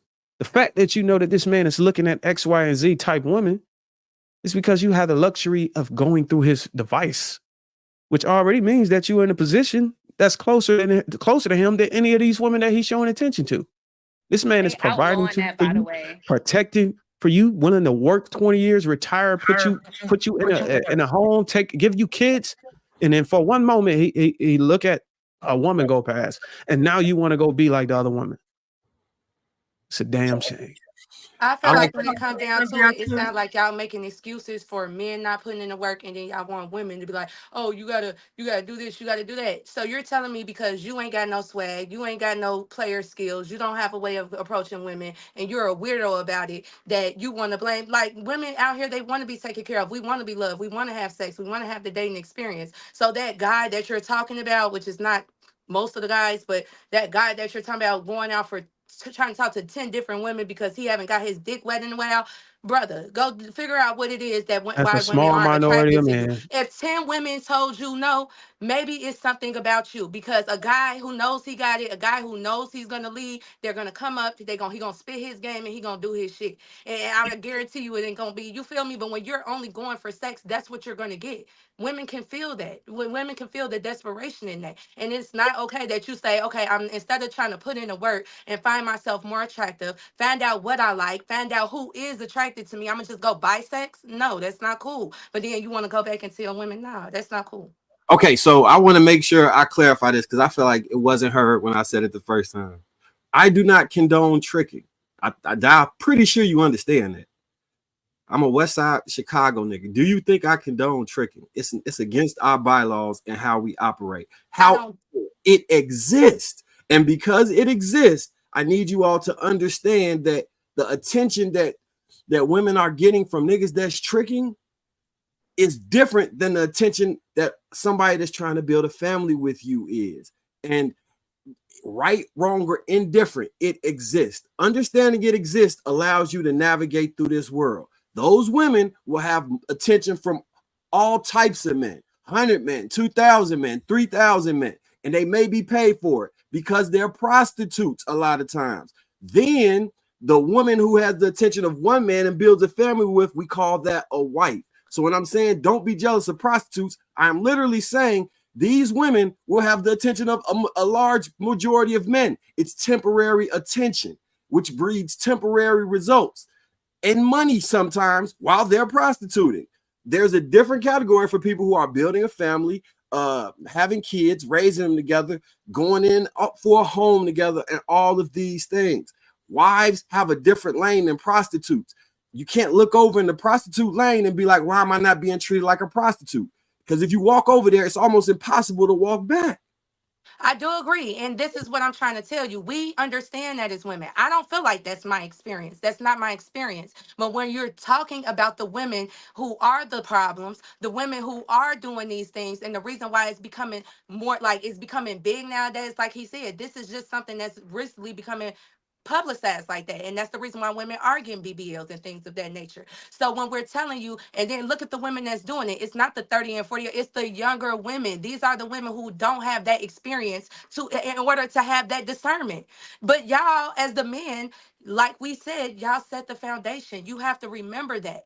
Y'all setting the foundation, and now what y'all used to do in private and the wives didn't know about and the prostitutes were ashamed of is now being praised. Like he said, I agree with Law when he said if a woman be like there's different forms of prostitution versus just going on the, to go on the street and buy it and things of that nature. So I agree with Law when he said that. And it's increasing. It's increasing. We're trying to tell you why it's increasing, because we're not trying to tell you what's right or wrong, or we're not making excuses for it. We're just trying to get y'all to gain an understanding on why it's happening and why most women are Yeah, but you can't force us to understand. Hold on. Let me say this real quick, Law. You can't force us to understand it the way you have when you first of all, it ain't even your experience. Second of all, we done had these experiences, and we don't done our own due diligence. And what I'm telling you is this BBLs and lip injections, all that, it ain't got nothing to do with what you talking about. It's just women don't found a damn shortcut because they so damn lazy. They don't want to get in the gym and do the work. So somebody done created $1 billion industry where they can take a shortcut and get the beauty they want. And actually, it wasn't even meant for you to just be wearing and dragging fake ass and tits and cheeks. It was actually meant for sex workers. It was actually intended for that. It wasn't intended for you. It actually started in the film industry where women were getting older and the ass and stuff start sagging and stuff. And then they want to uphold the beauty so they can keep the roles they had. That's where it was initially came from. But y'all took it and made it mainstream so y'all can make money off of it, because it was too lazy to go get your body built the natural and nutritious and healthy way by going to the damn gym. That's all it was. It ain't had nothing to do with you giving them attention. It was just, you were just too damn lazy. And somebody created a shortcut for you. Actually, let me ask this quick question. Cosmetic surgery from injuries. That's where it started from. And if you ever watched Nip Tuck years ago, they explained that. It didn't just start in film. It started when people were getting reconstructive surgery from accidents. And when it became popular, that's when the filming industry decided to find ways to get people in filming to do that. But it was always there because of cosmetic reconstructive surgery. All right, let me ask this question, y'all. When it comes down to it, which one is easier to do? Is it easier to sell pussy or buy it? That's all I got. I would say so. I don't do either. So I don't on your back. But why is that, Law? Because you ain't got to do nothing but say, "Come on." Y'all, it's easy to sell it. You got to work to get the money to do it. You got to give something to get it. All they have to do is say, "Okay." You know why? Are you buying pussy? Why would I? I don't have to. Do you consider yourself a high quality man? Why would I have to buy pussy? And do you feel like that's that don't make you a low quality man because you done bought the pussy? I was talking a lot. And do you feel like we on a panel? We can all chime in. You say that again? Are you a high value man? Like, do you feel like you won't buy pussy? You stand on certain principles. Yeah, if he was a high value man, he would most definitely be buying some pussy more often. I was talking a lot. I can't get my question now, so go ahead, Law. Look, all I'm saying is, look, high value man, the leaders are buying pussy than it is to buy it, because to buy it, you still have to make the money, right? Plain and simple. That's why it's a easy way for individuals to get them some capital. Goddamn, get some capital, because they don't have to do much for it. They're born with it. It's right there, and they know it's a valuable commodity. That's why it's frowned upon when a woman has a lot of sex partners, because it's so easy for a woman to have sex. She doesn't have to do anything. High value man is actually the one who kicked off the trend of buying pussy. All right, the man with money who would go out and make thousands and thousands of dollars, and they want to have a good time. They go trick off, buy escorts and all this other stuff so they can show up at events and get the thing wet and keep him. And they not even really paying. They just trying to get served, and they paying a woman so they can get the hell on. Trying to tell these men how to become a high quality man instead of making excuses for these men that's out here buying pussy. Y'all should be giving advice to them and teaching them how to become high quality men and get what they need and get what they deserve instead of encouraging that bad behavior. Hey, it don't work like that. You can't tell a man what to do with his dick. That's his business. That don't have nothing to do with it. But you can understand what he might be going through moral to feel Look, like he needs to do that. We not he gonna ain't going understand through that as nothing. He women. just want We a quick can't do fix so that. he can. I You can got to talk to a understand it's woman about that's outcomes, man. You trying to tell us about men. We're trying to tell you the way men operate. It's about outcomes. If the outcome is that I just want a quick fix and I want to move on, I'm gonna pay a woman to come over here and I'm gonna have a woman come over here. I'm gonna pay her to exit Yep. But what is expeditiously. the It ain't difference from about you no. doing It ain't that than about no. women I'm doing going through what some they're shit. doing? It doesn't make it right. It don't make it right when women do it, and they're only doing it for Who financial said it don't make security it or right? for Who attention. It said it doesn't don't make make it it right? right. It needs to be stopped. It I needs to be never for corrected, and once it said it happens. don't make it right. And the I man never. is the one is a leader. So if he's She won't leading even in let that you manner, dialogue. and it's a whole bunch of men leaders like that, what do you think women are going First of to all, I do? gotta address your Y'all first set the statement when you Come foundation said for on, that how God. who we become. Come on, God. before you throw a whole bunch of statements out that I had to pick through them. Let me start with the first one. You said we're not telling women or we're saying it's wrong for women to do or wrong for women to go and sell it. First of all, you ain't never heard that come out of my mouth. What Or you heard mine. coming out of my mouth is it depends on the outcomes. If a woman wants to go and be a prostitute, then that's how she need to operate, and she need to No, she's own the that. devil and she's the heathen. Remember, you was talking about that, but I guess for This this is conversation, she's see what different you're and doing she's is you're entitled to that. conflating. But What you're okay, doing is you're conflating okay. things because you want to lecture so bad. You keep forgetting to take notes so you can lecture. What the thing is, if a woman is spiritually grounded and biblically driven or whatever the hell you want to call it, and the outcome she wants is marriage, and then she goes out to go sell her coochie, then she's deviating. Then we condemn that. We're But talking if the about why outcome is women that is the deviate. out what? We're talking about why women deviate. We're literally telling No, y'all that's these not what Because young we they're women talking are about. lazy, is what we deviating said. because the way We and wasn't talking about attention why that We y'all ain't women got giving one. them deviate. and the way they're perceiving the attention y'all give them. You cannot tell these young women not to perceive it like that. Women base how much you care about them based on your loyalty and what you're providing. So before marriage, if We y'all already entertaining addressed these why women women in deviated. y'all relationships, our experience, like, yeah, of course, when we get in our 30s, we're gonna know this. We're not talking about those are not the women that's causing most of these problems. Most of these women are young women. Y'all have to understand that. We're not talking about women with the experience and That stuff don't like make that. it an excuse because they're I didn't say young. it's an excuse. I'm trying to get you to understand, but So y'all keep telling women putting an not to age do on it it, don't do but they're nothing. going to But keep doing it. see what you don't understand is first of all it was about outcome. The second thing we already addressed why women deviated the first time. We said that women are selling out. They sold out. They don't want to be family. They want to bust it open so they can get their money and be independent and not worried about the stress of leadership or submitting to a man. It's And not rap That's about why about that. they it. That's And deviating. rap your about it. reason. Nobody on That's this why they deviating. So we no got woman that on up. this panel said that. That's see, you want to cut y'all want to cut people off when they put Okay, words in y'all so mouth. I'm gonna But when stop. y'all put words in us as Why the women women mouth, deviate no then? women on here said that. No woman on here said when they heard about their experiences from the women who experienced this. Nobody said, "Oh, we're just gonna do this because we wanna we just Die, want to be independent." Who said No, they die. did Can not I say chime that. in? Die. Can The I women chime did not in? say that. So this is the thing. When it comes, it's almost like dealing with your parents.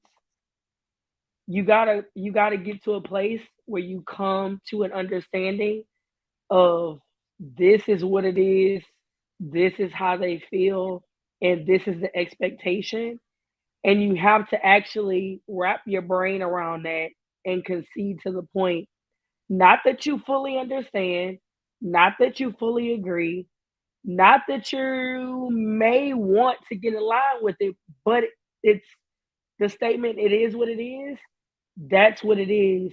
So the men on the panel are saying their expectation from women is be a wife, act accordingly, and not get away from the goal at hand, no matter what you see, no matter what's going on around you.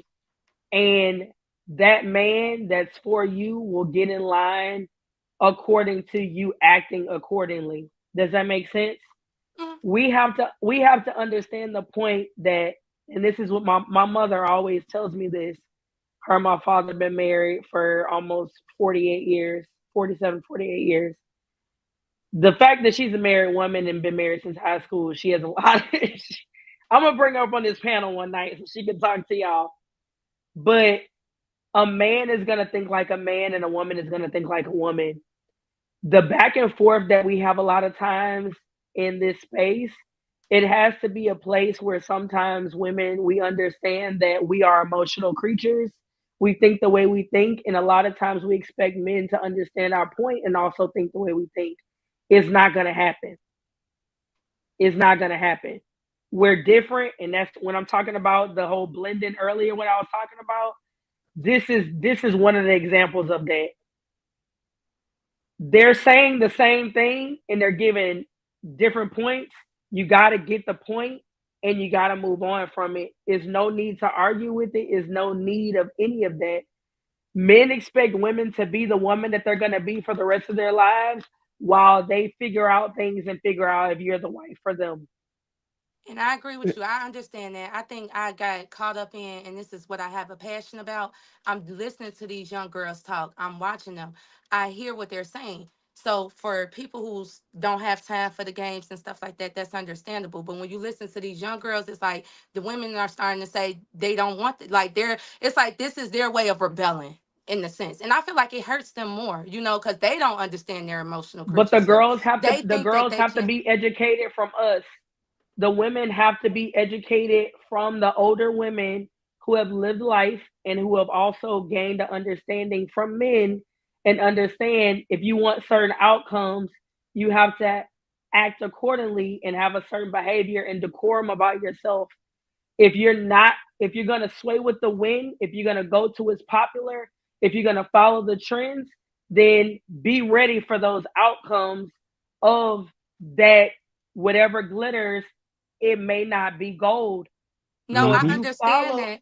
you see what I'm saying? No, I understand that. I just think that what I'm trying to get the men to understand is like back in the day, it wasn't an issue when they was doing it because it wasn't as publicized. It's not as you know what I'm saying. The women didn't know. You know what I'm saying? So what? It That's not was true. die. I went to college before social media. You know what my older brother did? He took me to the side. He said, "You're gonna go into the union. It's gonna be a lot of niggas. Excuse my French. It's gonna be a lot of niggas on females and giving them a lot of attention.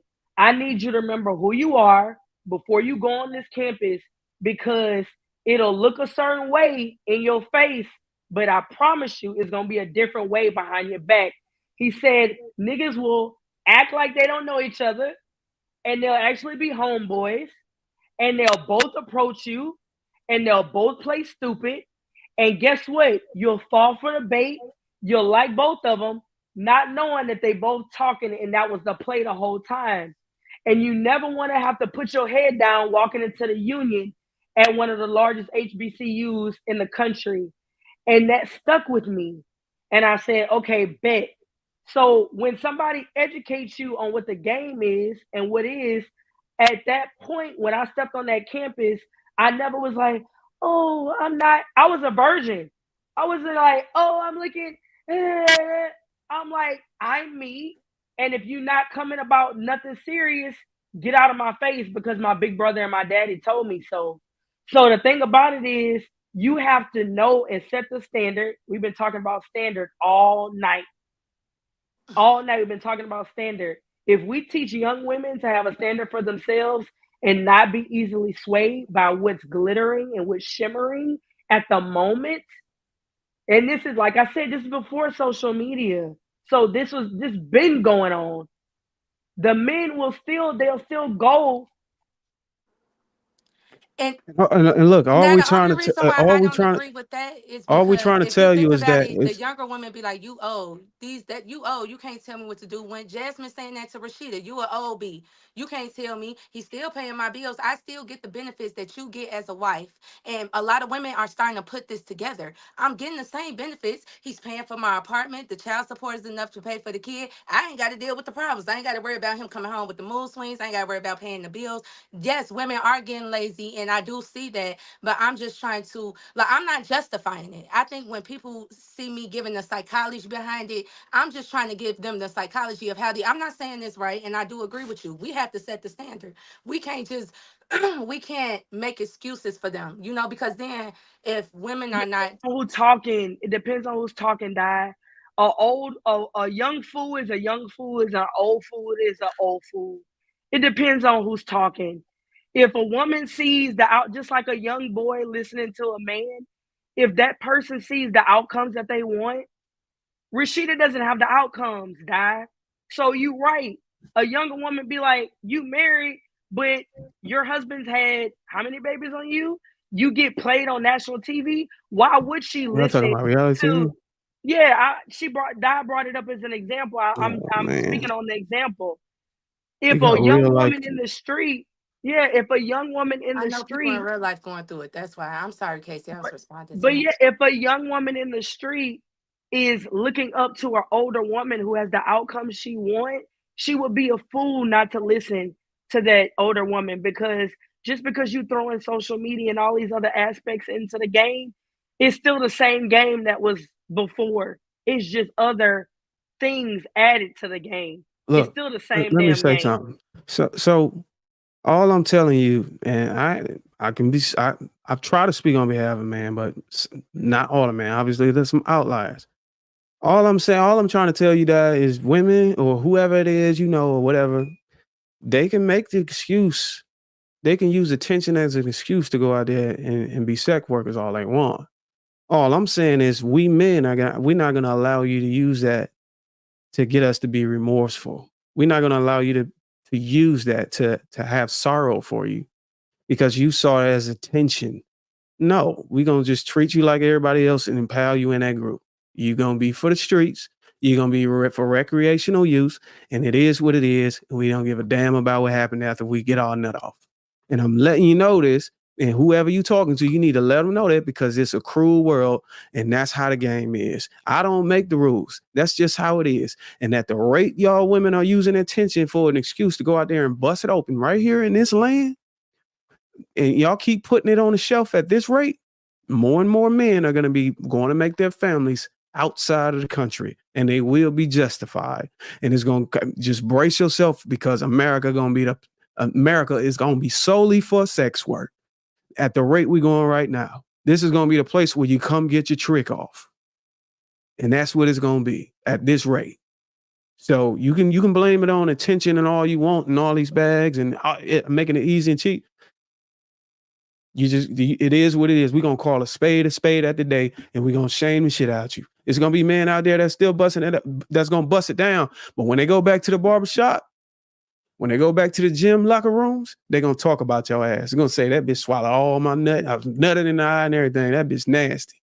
That's just how the game is. They don't give a damn. Whoa. They don't give a damn about you. They're going to talk about you like a dog, and they're going to call you the next week and toss you another couple hundred. That's just the game. And they don't give a fuck about your feelings. So you want to use intention as an excuse to go out there and participate, just know what it comes with. That's the outcome. We don't make the rules. That's just how the game is. Because I'll be a guy ain't gonna be some suckers out there, but a guy ain't gonna be a sucker for a woman out there that's sucking up men every week and using it, especially using intent. I have more respect for a woman. I got more respect for a woman who go out there and bust it open for the money, that just want to go get the money. But it's a damn shame for a woman who's saying, I'm gonna go do it because it's attention, or that's what men want us to do, or that's what's trending. I got more respect for the woman that got to go pay the bills to go do it than the ones that want to go just do it because it's trending, or they like the fucking purses. I got more respect for the woman that's trying to do it for survival. Because because if they didn't have to go survive, then they probably wouldn't be doing it. Even though it's wrong. I'm just saying the level of respect. I discount my beliefs. I discount that shit all together. But I do know it's a market. Somebody stated earlier, it's a supply and demand.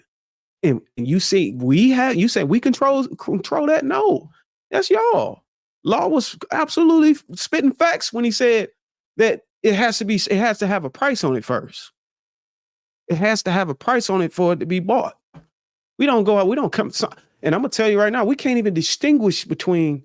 It's getting harder and harder to distinguish between what a regular woman look like and a sex worker look like. All of y'all wear the same damn uniform. Y'all wear the same lip gloss, the same brand. Y'all put y'all hair in a bun. The same. It ain't no damn difference. It used to be contrast. It's all blurry now. But I bet you one thing ain't changed. Goddamn dollar ain't changed, and the nigga that's spending the money ain't changed. We still the same nigga. We ain't changed because I'm gonna tell you what we gonna do. We gonna still operate the same. We gonna still dress the same. And when we want a wife, we know how to change it up. When y'all want a husband, y'all don't know how to switch it up. Y'all just stuck doing the same bullshit, hopping from dick to dick. Yes, Daddy. And you better not tell her what she can wear or not. Can I say something? All right, Coco ain't good enough. I've been dying to say this. Okay, so earlier Law said that that women look for men to take care of them, but women don't look to take care of men. And that's not true. Because a lot of you men who think you're high value be coming to us with gingivitis. Y'all ain't been to the dentist in 5 years. Y'all ain't been to the doctor in forever. And that's the first, like the last couple relationships I had to like, do you got insurance? Like, how you gonna have insurance and you're not using it? That's taking care of y'all because y'all don't do that until we get up in there and be like, I told a guy, like, you fine, you got a lot going on, but we gonna get you a dentist appointment. So I know it might be off subject, but I have stopped talking to guys that are unhealthy like that. Because this one guy was just like, I don't do that, I don't believe in that. Yeah, I don't care how much money you got, but I'm not about to sign up to be taking care of you because you signing up to intentionally not take care of yourself. I don't want no man like that. That's a different. You know that's not what we're saying though either though. When I say well, that, I just make sure you understand it's clear that we do take care of y'all. Because my ex-husband, listen to what I'm saying. justified all that, and he checked off the box, and I said, you know what? I'm just gonna help him get that fixed. So we do look to take care of y'all.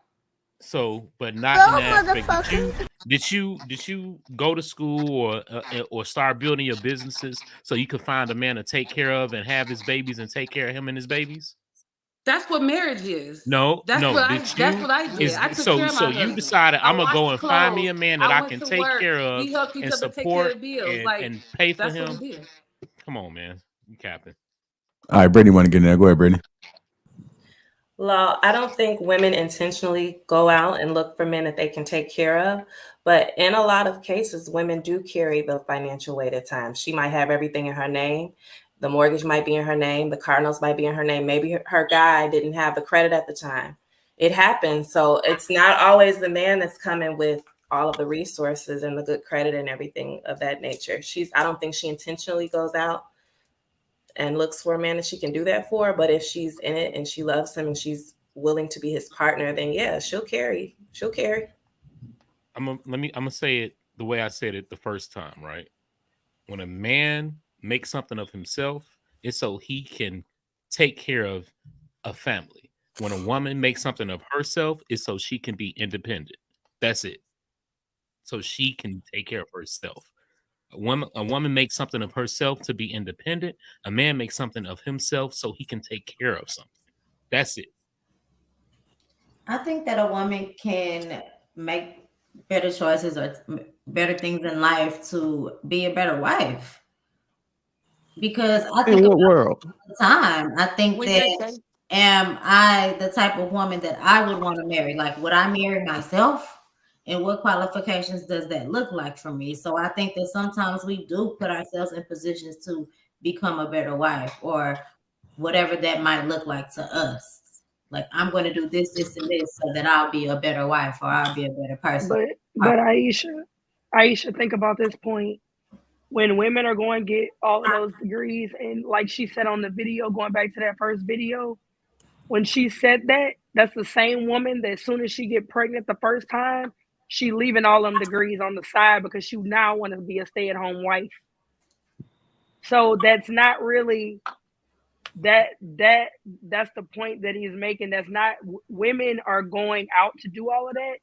That's to better themselves, because soon as they find a mate, soon as they find a husband, a lot of times they want to leave all of that, put all of that to the side to then be a stay-at-home wife and say, what is 50-50? I don't want to work 50-50.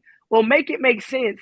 If you spend all of this time building yourself up, you said you need a man to match you. Say you're making $200,000 a year, 175 to 200. You're a lawyer. You go find another lawyer making 175, $200,000 a year. Y'all now have a household bringing in $400,000 a year. You have these businesses you talking about. So you want to pull the plug on all your resources and stay at home? That makes no logical sense at all. I mean, I've However, been in right? that position Checkmate. where I got married and had a career, and my husband was like, "I want you to stay at home," right? And then in your mind as a woman, you like, what does that look like for me? Well, Because if that's a mutual thing, that's one thing. I'm saying when women come to the table saying, yes, I bring this money to the table, but soon as I get pregnant, I'm out. And I'm not talking about what my brother doing, Marcus, saying like the formative years. I'm talking about forever. I'm talking about that's it. Like, that doesn't make any sense. my cousin did that to her husband. She was just like, I'm done working. Hold on, wait, what? Like, Your husband did that to her husband? she was like, I'm done working. Cousin. My cousin did that to her husband. She said, I'm done working. She said, I've Did been they working. come to that same agreement? Like, did they just say, "Oh, I'm done working," kind of go from She there? just kind of was just like, I've been working since I was 15. We married. You gotta come to some agreement in order I'm to make not this type of making this decision. up. I'm She not was like, making this done. up. I'm Thank you. I done think That you're shit making working. my sounds point. crazy as Thank you. hell. Like shit, everybody Thank fighting you. So and nobody's taking accountability or agreeing to anything like that. Like in order for anybody to get anywhere, we gotta come up to some type of agreement and understand each other. We putting each other down, saying, "Oh, this person's doing that, so I'm gonna do this. I should expect you to do that." There's no playbook. There's no rule book to it. It's just all right. We come to agreement. We're gonna move a certain type of way. We're gonna set boundaries and kind of go from there.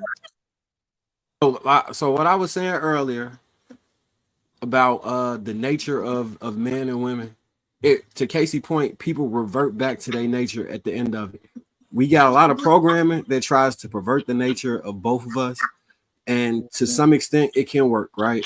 But a lot of that is fighting against who you are to get to that next point, because at the end of the day, most women will want a man that can be a benefactor for the lifestyle that they like to live, or to help with the kids at the end of the day. So no matter how many degrees that you get, if your sole intent was to eventually become a stay-at-home mom, or to you think at some point you go on kids to be at home with the kids while they're growing up, please be cognizant of that while you accruing your debt, because that's eventually going to fall back on the family. And if you're not contributing to that income while still having to pay out, it's detrimental to the household. What I was talking about earlier, I know it might have been triggering, but like Darwin said, it's the facts of life. Now, the best idea is to not worry about what other people are doing. Find somebody that gives you all of their attention and be satisfied with that. That is the key to all of this. Work inwardly between yourself and then the union that you create. Once you step outside of that paradigm, you walk into all type of crazy shit and crazy scenarios, and you end up on the Tyler Perry movie, one way or the other. Amen. Facts, bro. So now y'all know, man, like the game is a game, man. It's just that simple. You know what I'm saying? And once you start to understand it's all about outcomes, as a lady, then you'll be able to really understand a man for real. There's gonna be guys out there. Every man ain't gonna be walking in, like y'all said, God fearing. There's gonna be guys out there they just not moving like that. You know what I'm saying? They just want to play, and they don't want nothing to do with a woman. They just want a temporary interaction, and that's it. You got to be able to understand that. But more importantly, if that's all you're getting, if a 10 out of 10 is only sex for you, you really got to take some accountability on that and be like, damn, man, you really need to look in the mirror like, damn, is that all I attract? Is that all I am worth? Ask your male. Some of y'all got male friends that can sit here and tell you like, well, I ain't gonna, a lot of male friends probably gonna lie. But just try to analyze it like, damn, why in the hell does everybody that I run into just see me as a snack? That's it. As an object. That's it. Like, come on, like you gotta. Who I said would have that thought though? women. Like you keep on repeating that, but who said that? What woman on here said that 10 guys in a day come up to them only wanting sex? So Who said y'all that? gonna 'Cause make we it seem can't like look at nobody the said that on this panel today. The question was asked, if 10 guys came up to you, how many of them would you give a chance? And I said none, for whatever my reason is. And then I also made a point that I said that a lot of times, majority of the men for me, because I attract a lot of different men that's on some bullshit, men that's on their shit. I attract all of them. When you attract a woman, you get all the bullshit, okay? They all think they got a shot. So, yes, majority of the time, I'm going to think that you have sex depending on the way you approach me, what the first thing you say to me, how you look at me when you walk up to me. Yeah. Sometimes in one day, 10 guys may have looked at me or immediately walked up, hey, what's up? You doing something tonight? Boom, get out of my face. You know what I'm saying? Man, you look good. Get out of my face. Oh, yeah. It happens all day, every day. So why would I be ashamed of that? I know I look good. Hold on. First But of I all, know how to, my cutoff game is very strong. So yes, I have to have a strong cutoff game. So what happens when you said it's men that be on this shit, or they be in the right mind? I don't know the words you were saying. I said I attract all men that's on their shit, but high all you value need men, to bullshit men, homeless men, you know what I'm saying, hood niggas. I attract them all.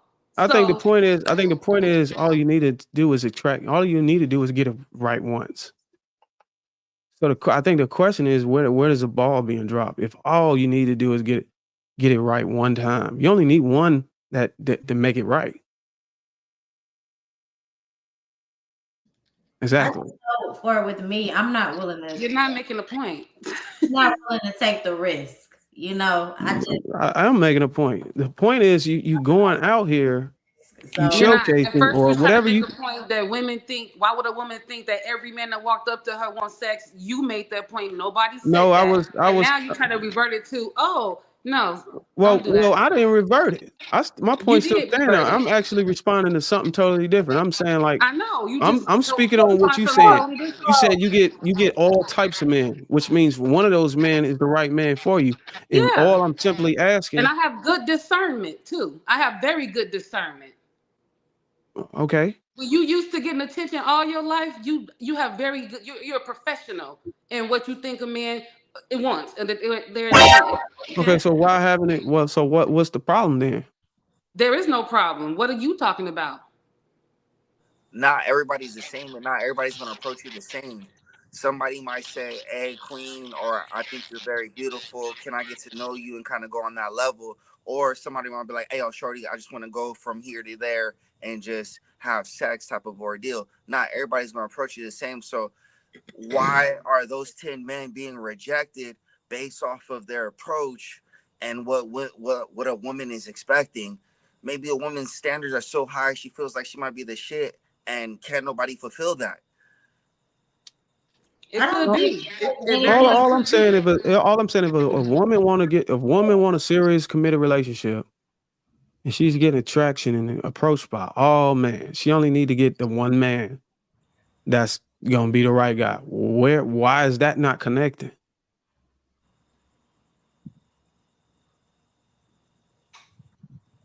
There we go. Everybody get quiet. And that's where the disconnect is. I have never blamed the men. I have never blamed men. I've always said it's a mutual experience. I feel like for me personally, I just am not going to put myself out there. I just don't have the time. I don't have the energy. I feel like it's so many times I have said yes and been disappointed. So now I don't feel like I believe in my ability to choose the right person. Just full transparency, like I'm starting to question my discernment. You know, I'm going on dates with people and they doing things because I'm literally from Fort Worth, Texas. I've only been in Chicago for a little bit, so this is this is new. And so I'm going, you hanging out with people and you can't even believe what's happening. You know what I mean? So it's like I'm starting to question my judgment as a woman, like why would I even attract this type of person? So it's like now when people come up to me, it's an automatic like no, like the moon, the stars, the sky, everything gotta align in a circle or something because it's no. So why you even go out there? I don't go out. So this I'm just trying to understand. I'm not trying to pick at nobody. I'm just trying to understand. If two things are true, if the first thing, if you want to be in a relationship with a man, and we know that's true, and then secondly, you're getting attraction from all types of men. We know that at least one of those men is the right one, the one that connects. I'm just trying to figure out where's the ball being dropped at. The I'm trying ball's to being figure out dropped how that you usually a chick like learn me is that. in a relationship or I'm talking to somebody. You right. I already got the one, so I don't want to give you any attention. I'm trying to say to you, when I'm in a relationship, I get that attention. Okay? So my cutoff game is consistent. So if that can help you understand the connection. Maybe me dissing 10 guys a day is because I'm talking to somebody and I don't want to talk to you. And that brings me to my other point. I think women don't understand why women who want to be married or want to be in a serious relationship, they really can't put the finger on why that's not happening. It's me 100%. Like, I'm not, I feel like I am self-accountable. I'm not in a relationship because of me. It has nothing to do with my lack of access to valuable men or men being in my circle or men not approaching me. I feel like that's me, and I feel like that's that self-discovery, that self-journey. I think we talked about this last Thursday. Like, women, we need a little bit more time for healing, like self-discovery. We can't, it's hard for us to just be like, okay, we're finna hop out of a relationship and get right back into another one. We need that little time to just discover and feel ourselves and feel whole. I can't be whole for a man if I'm not whole for me. If a man stopped me at the gas station and asked for my number, in the back of my head, I'm like, I ain't even ready for this. So why would I do that? So that's just where I am on my journey. I don't know I applaud you for that. about anybody else, but I applaud you for that. Would you be surprised if I told you most of the women who come in this space, not even in just this panel, this space, will not even admit that? I would say it's less than maybe 10% or maybe lesser than that will literally admit that it's actually them, the reason why they're not married. Most, I have to acknowledge that because we rarely get that kind of accountability. Yeah, most women, I don't think, understand men well enough to have the discernment to pick a man that's right for them.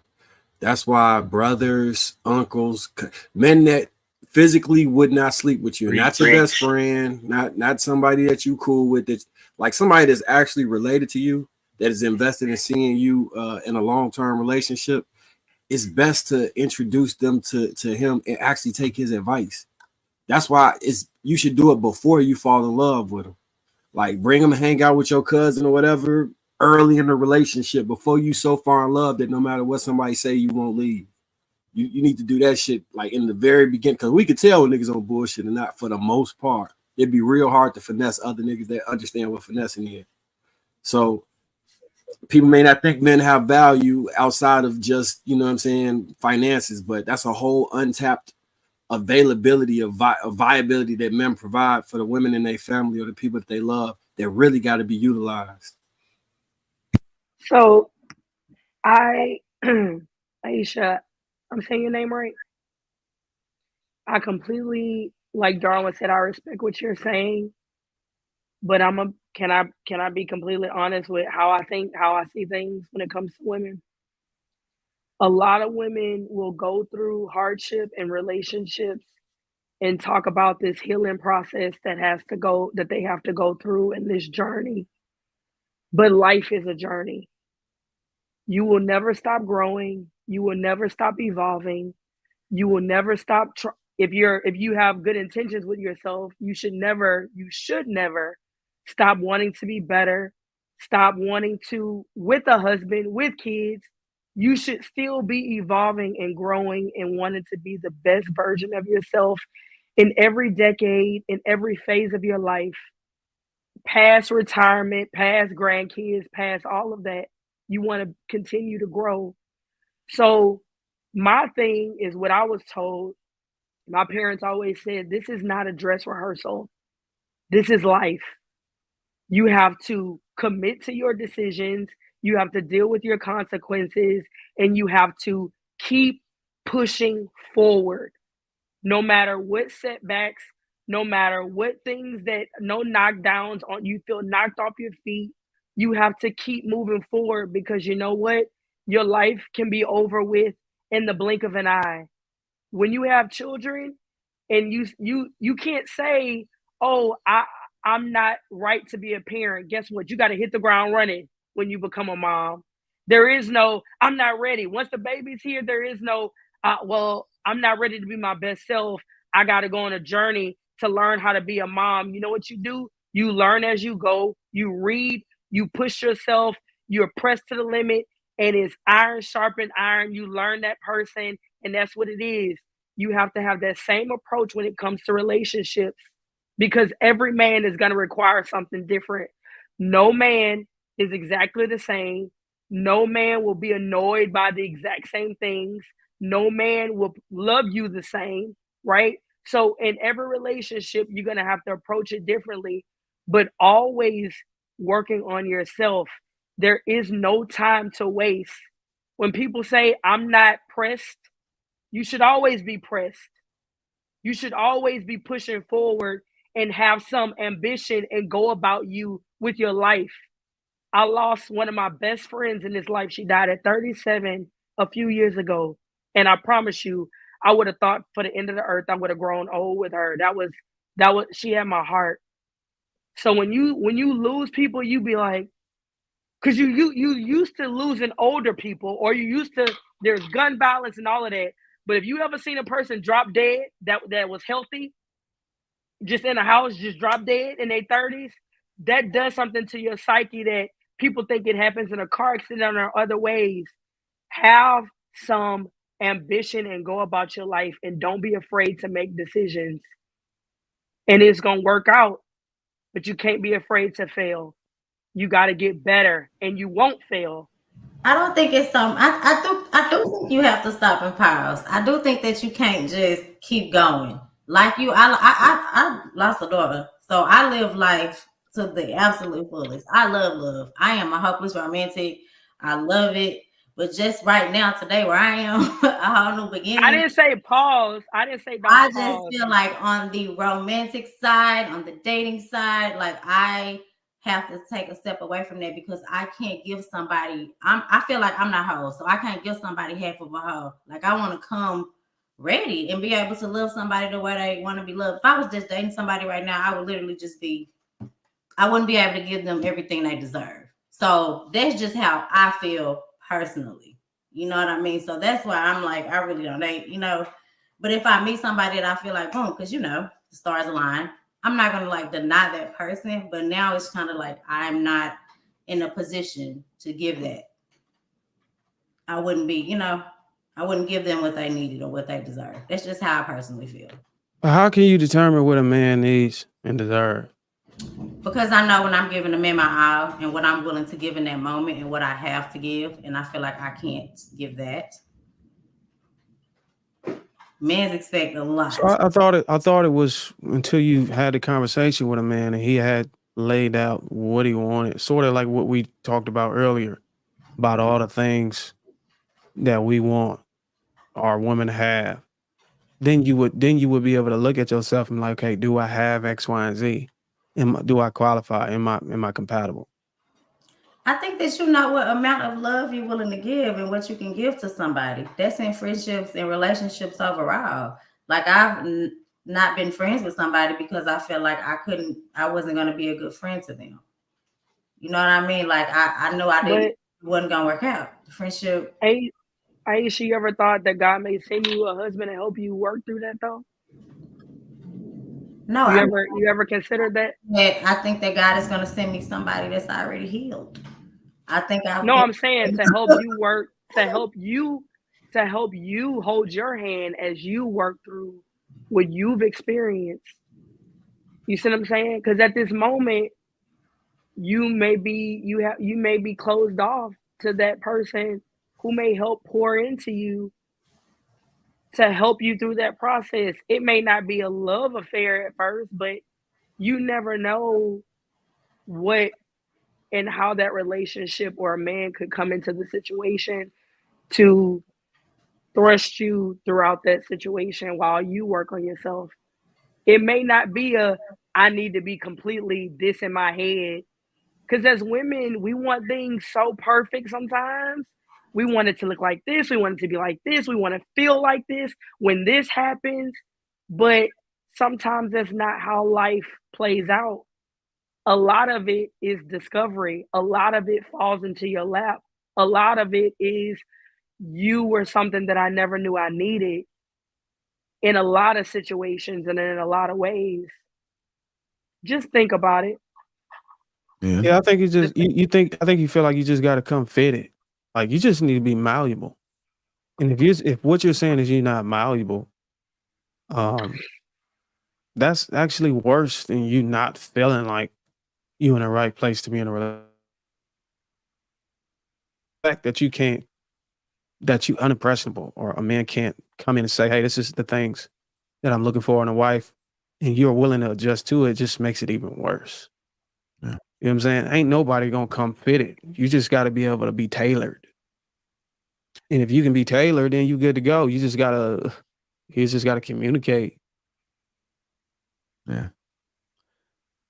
About to go ahead and close this off, y'all. I gotta get to these super chats, man. But just keep in mind, I don't think anybody truly understands or even know when they're fully healed. You know, I think it's one of them things that you can either say I'm in my healing process, and you can say I'm healed and still not be healed. It's just you just never know. Because different situations is gonna bring a different you. So life is all about risk, all about ups and downs. Take some chances. I think Casey made a good point. You can not wake up tomorrow, and what have you accomplished? There's a lot of lonely folks that are old and they don't really have anybody by their bedside, and they live life in regret because they wish they would have had done things differently. Maybe spent time with the right people. Sometimes people look back and like, damn, I should have gave him a chance. He was good for me. But they wanted to go live the life in a different way. And so you made that bed and you got to lay in it. And unfortunately, it happens on both sides, right? It happens with men and women. So you just got to look at your life and have an open mind, because your mind play tricks on you. Your mind will tell you you're doing everything correct. And in a reality that you may not see, you're not.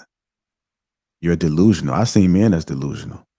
I've seen it. So it's men and women that are both delusional. So a lot of times when people live in fear, I think they rearrange the thoughts in their head to view life in a certain way. And it's corrupted, man. It's tainted.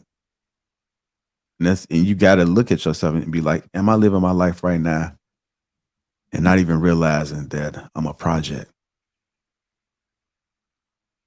Sometimes you can't even grow because you still want to remain a project. I'm on my healing journey, on my healing journey, on my healing journey. How long you gonna be on that journey? Everybody's on the healing journey. There's some people that's functioning, but I do think that it's not meant for everybody to be those leaders or to be those vessels. I think certain people are meant to be strong to pick up other folks, help them out. And there's gonna be some folks that just ain't gonna never get it. You know, I haven't read the Bible, but I'm pretty sure there's some stories in there of people that have never gotten it. And that's the reality that we live in now. And so you can help people that want to be helped. You can always check in with folks, and if they want a little bit of change or they want to hear you out, just have an open. If you have an open mind, I think there's always the possibility. But if you just have closed minded, you're not going to hear other perspectives or a different way to look at things. Stop taking everything personal all the time. Sometimes some messages are meant to hit you in a way, and not for you to accept it to be personal, but maybe you can utilize that in a different part of your brain, and it could be a motivation for the rest of your life. We get to these super chats, we get up out of here, folks. KP says, Marcus, you didn't hold him accountable, but you got the smoke. The Negroes, that's DLSK, you out. So I was wrong for calling you a hypocrite, question mark. Brana busy, 149 super sticker. What's going on, Ali? He got that file Lapeef membership. Salute to you, sir. KP, $2 says put a name on that bullet. You like the minerals. Ali, 1999. The reality is most men can't please their woman no matter how hard men try. Because women are so hard to please, and most women refuse to please their man and don't try at all. But men are so easy to please. Ikene, $2 says married men shouldn't have single male friends. Lord Jitron, been for 18 months. Peace to all of you beautiful people on the panel tonight. I bid you all comfort, peace, and prosperity. Saying in one, $2 says you can't buy a product if the shelves are empty. Big Ant, 11, $10. Stop listening to Summer Walker and fix your damn smoke detector. That's why you're single. And saying you want $2 says Botox isn't reconstructive surgery. Get the F out of here. Buddhism. And saying you want $2 says we King talk every Tuesday. We tell them. Congo English $10 says concur. Casey. And saying you won $5 says women need to realize what a father wants his daughter to choose, and men isn't a man that can't support her on or himself. Those men are still in progress. And saying in one $5 says people be like Dorian Gray and not wanting to see people they really are in that picture. Create a better picture and stop being delusional. DJ with the 199, salute to you. And lastly, Big Bad Bull gifted Lapeef memberships. Thank you, Big Bad Bull. I see you out there doing the Lord's work in the chat. Salute to you. I want to thank everybody has tuned in tonight. Excellent show. I want to thank all the panels, even the people that dropped off: DJ, Brittany, Darwin, Coco Di, Laz, Aisha, Law, Casey, and M. White. You guys, excellent tonight, man. The Lapeef Network is it's about everybody else, man. I like to bring people together to have these discussions, the tough conversations. And I think we had that tonight. So hopefully you guys found some solutions. If not, maybe it inspired you to do something different. And if you're catching this on the replay, hit the like button. Also make sure to subscribe to the channel. And we are out. Thank you, guys.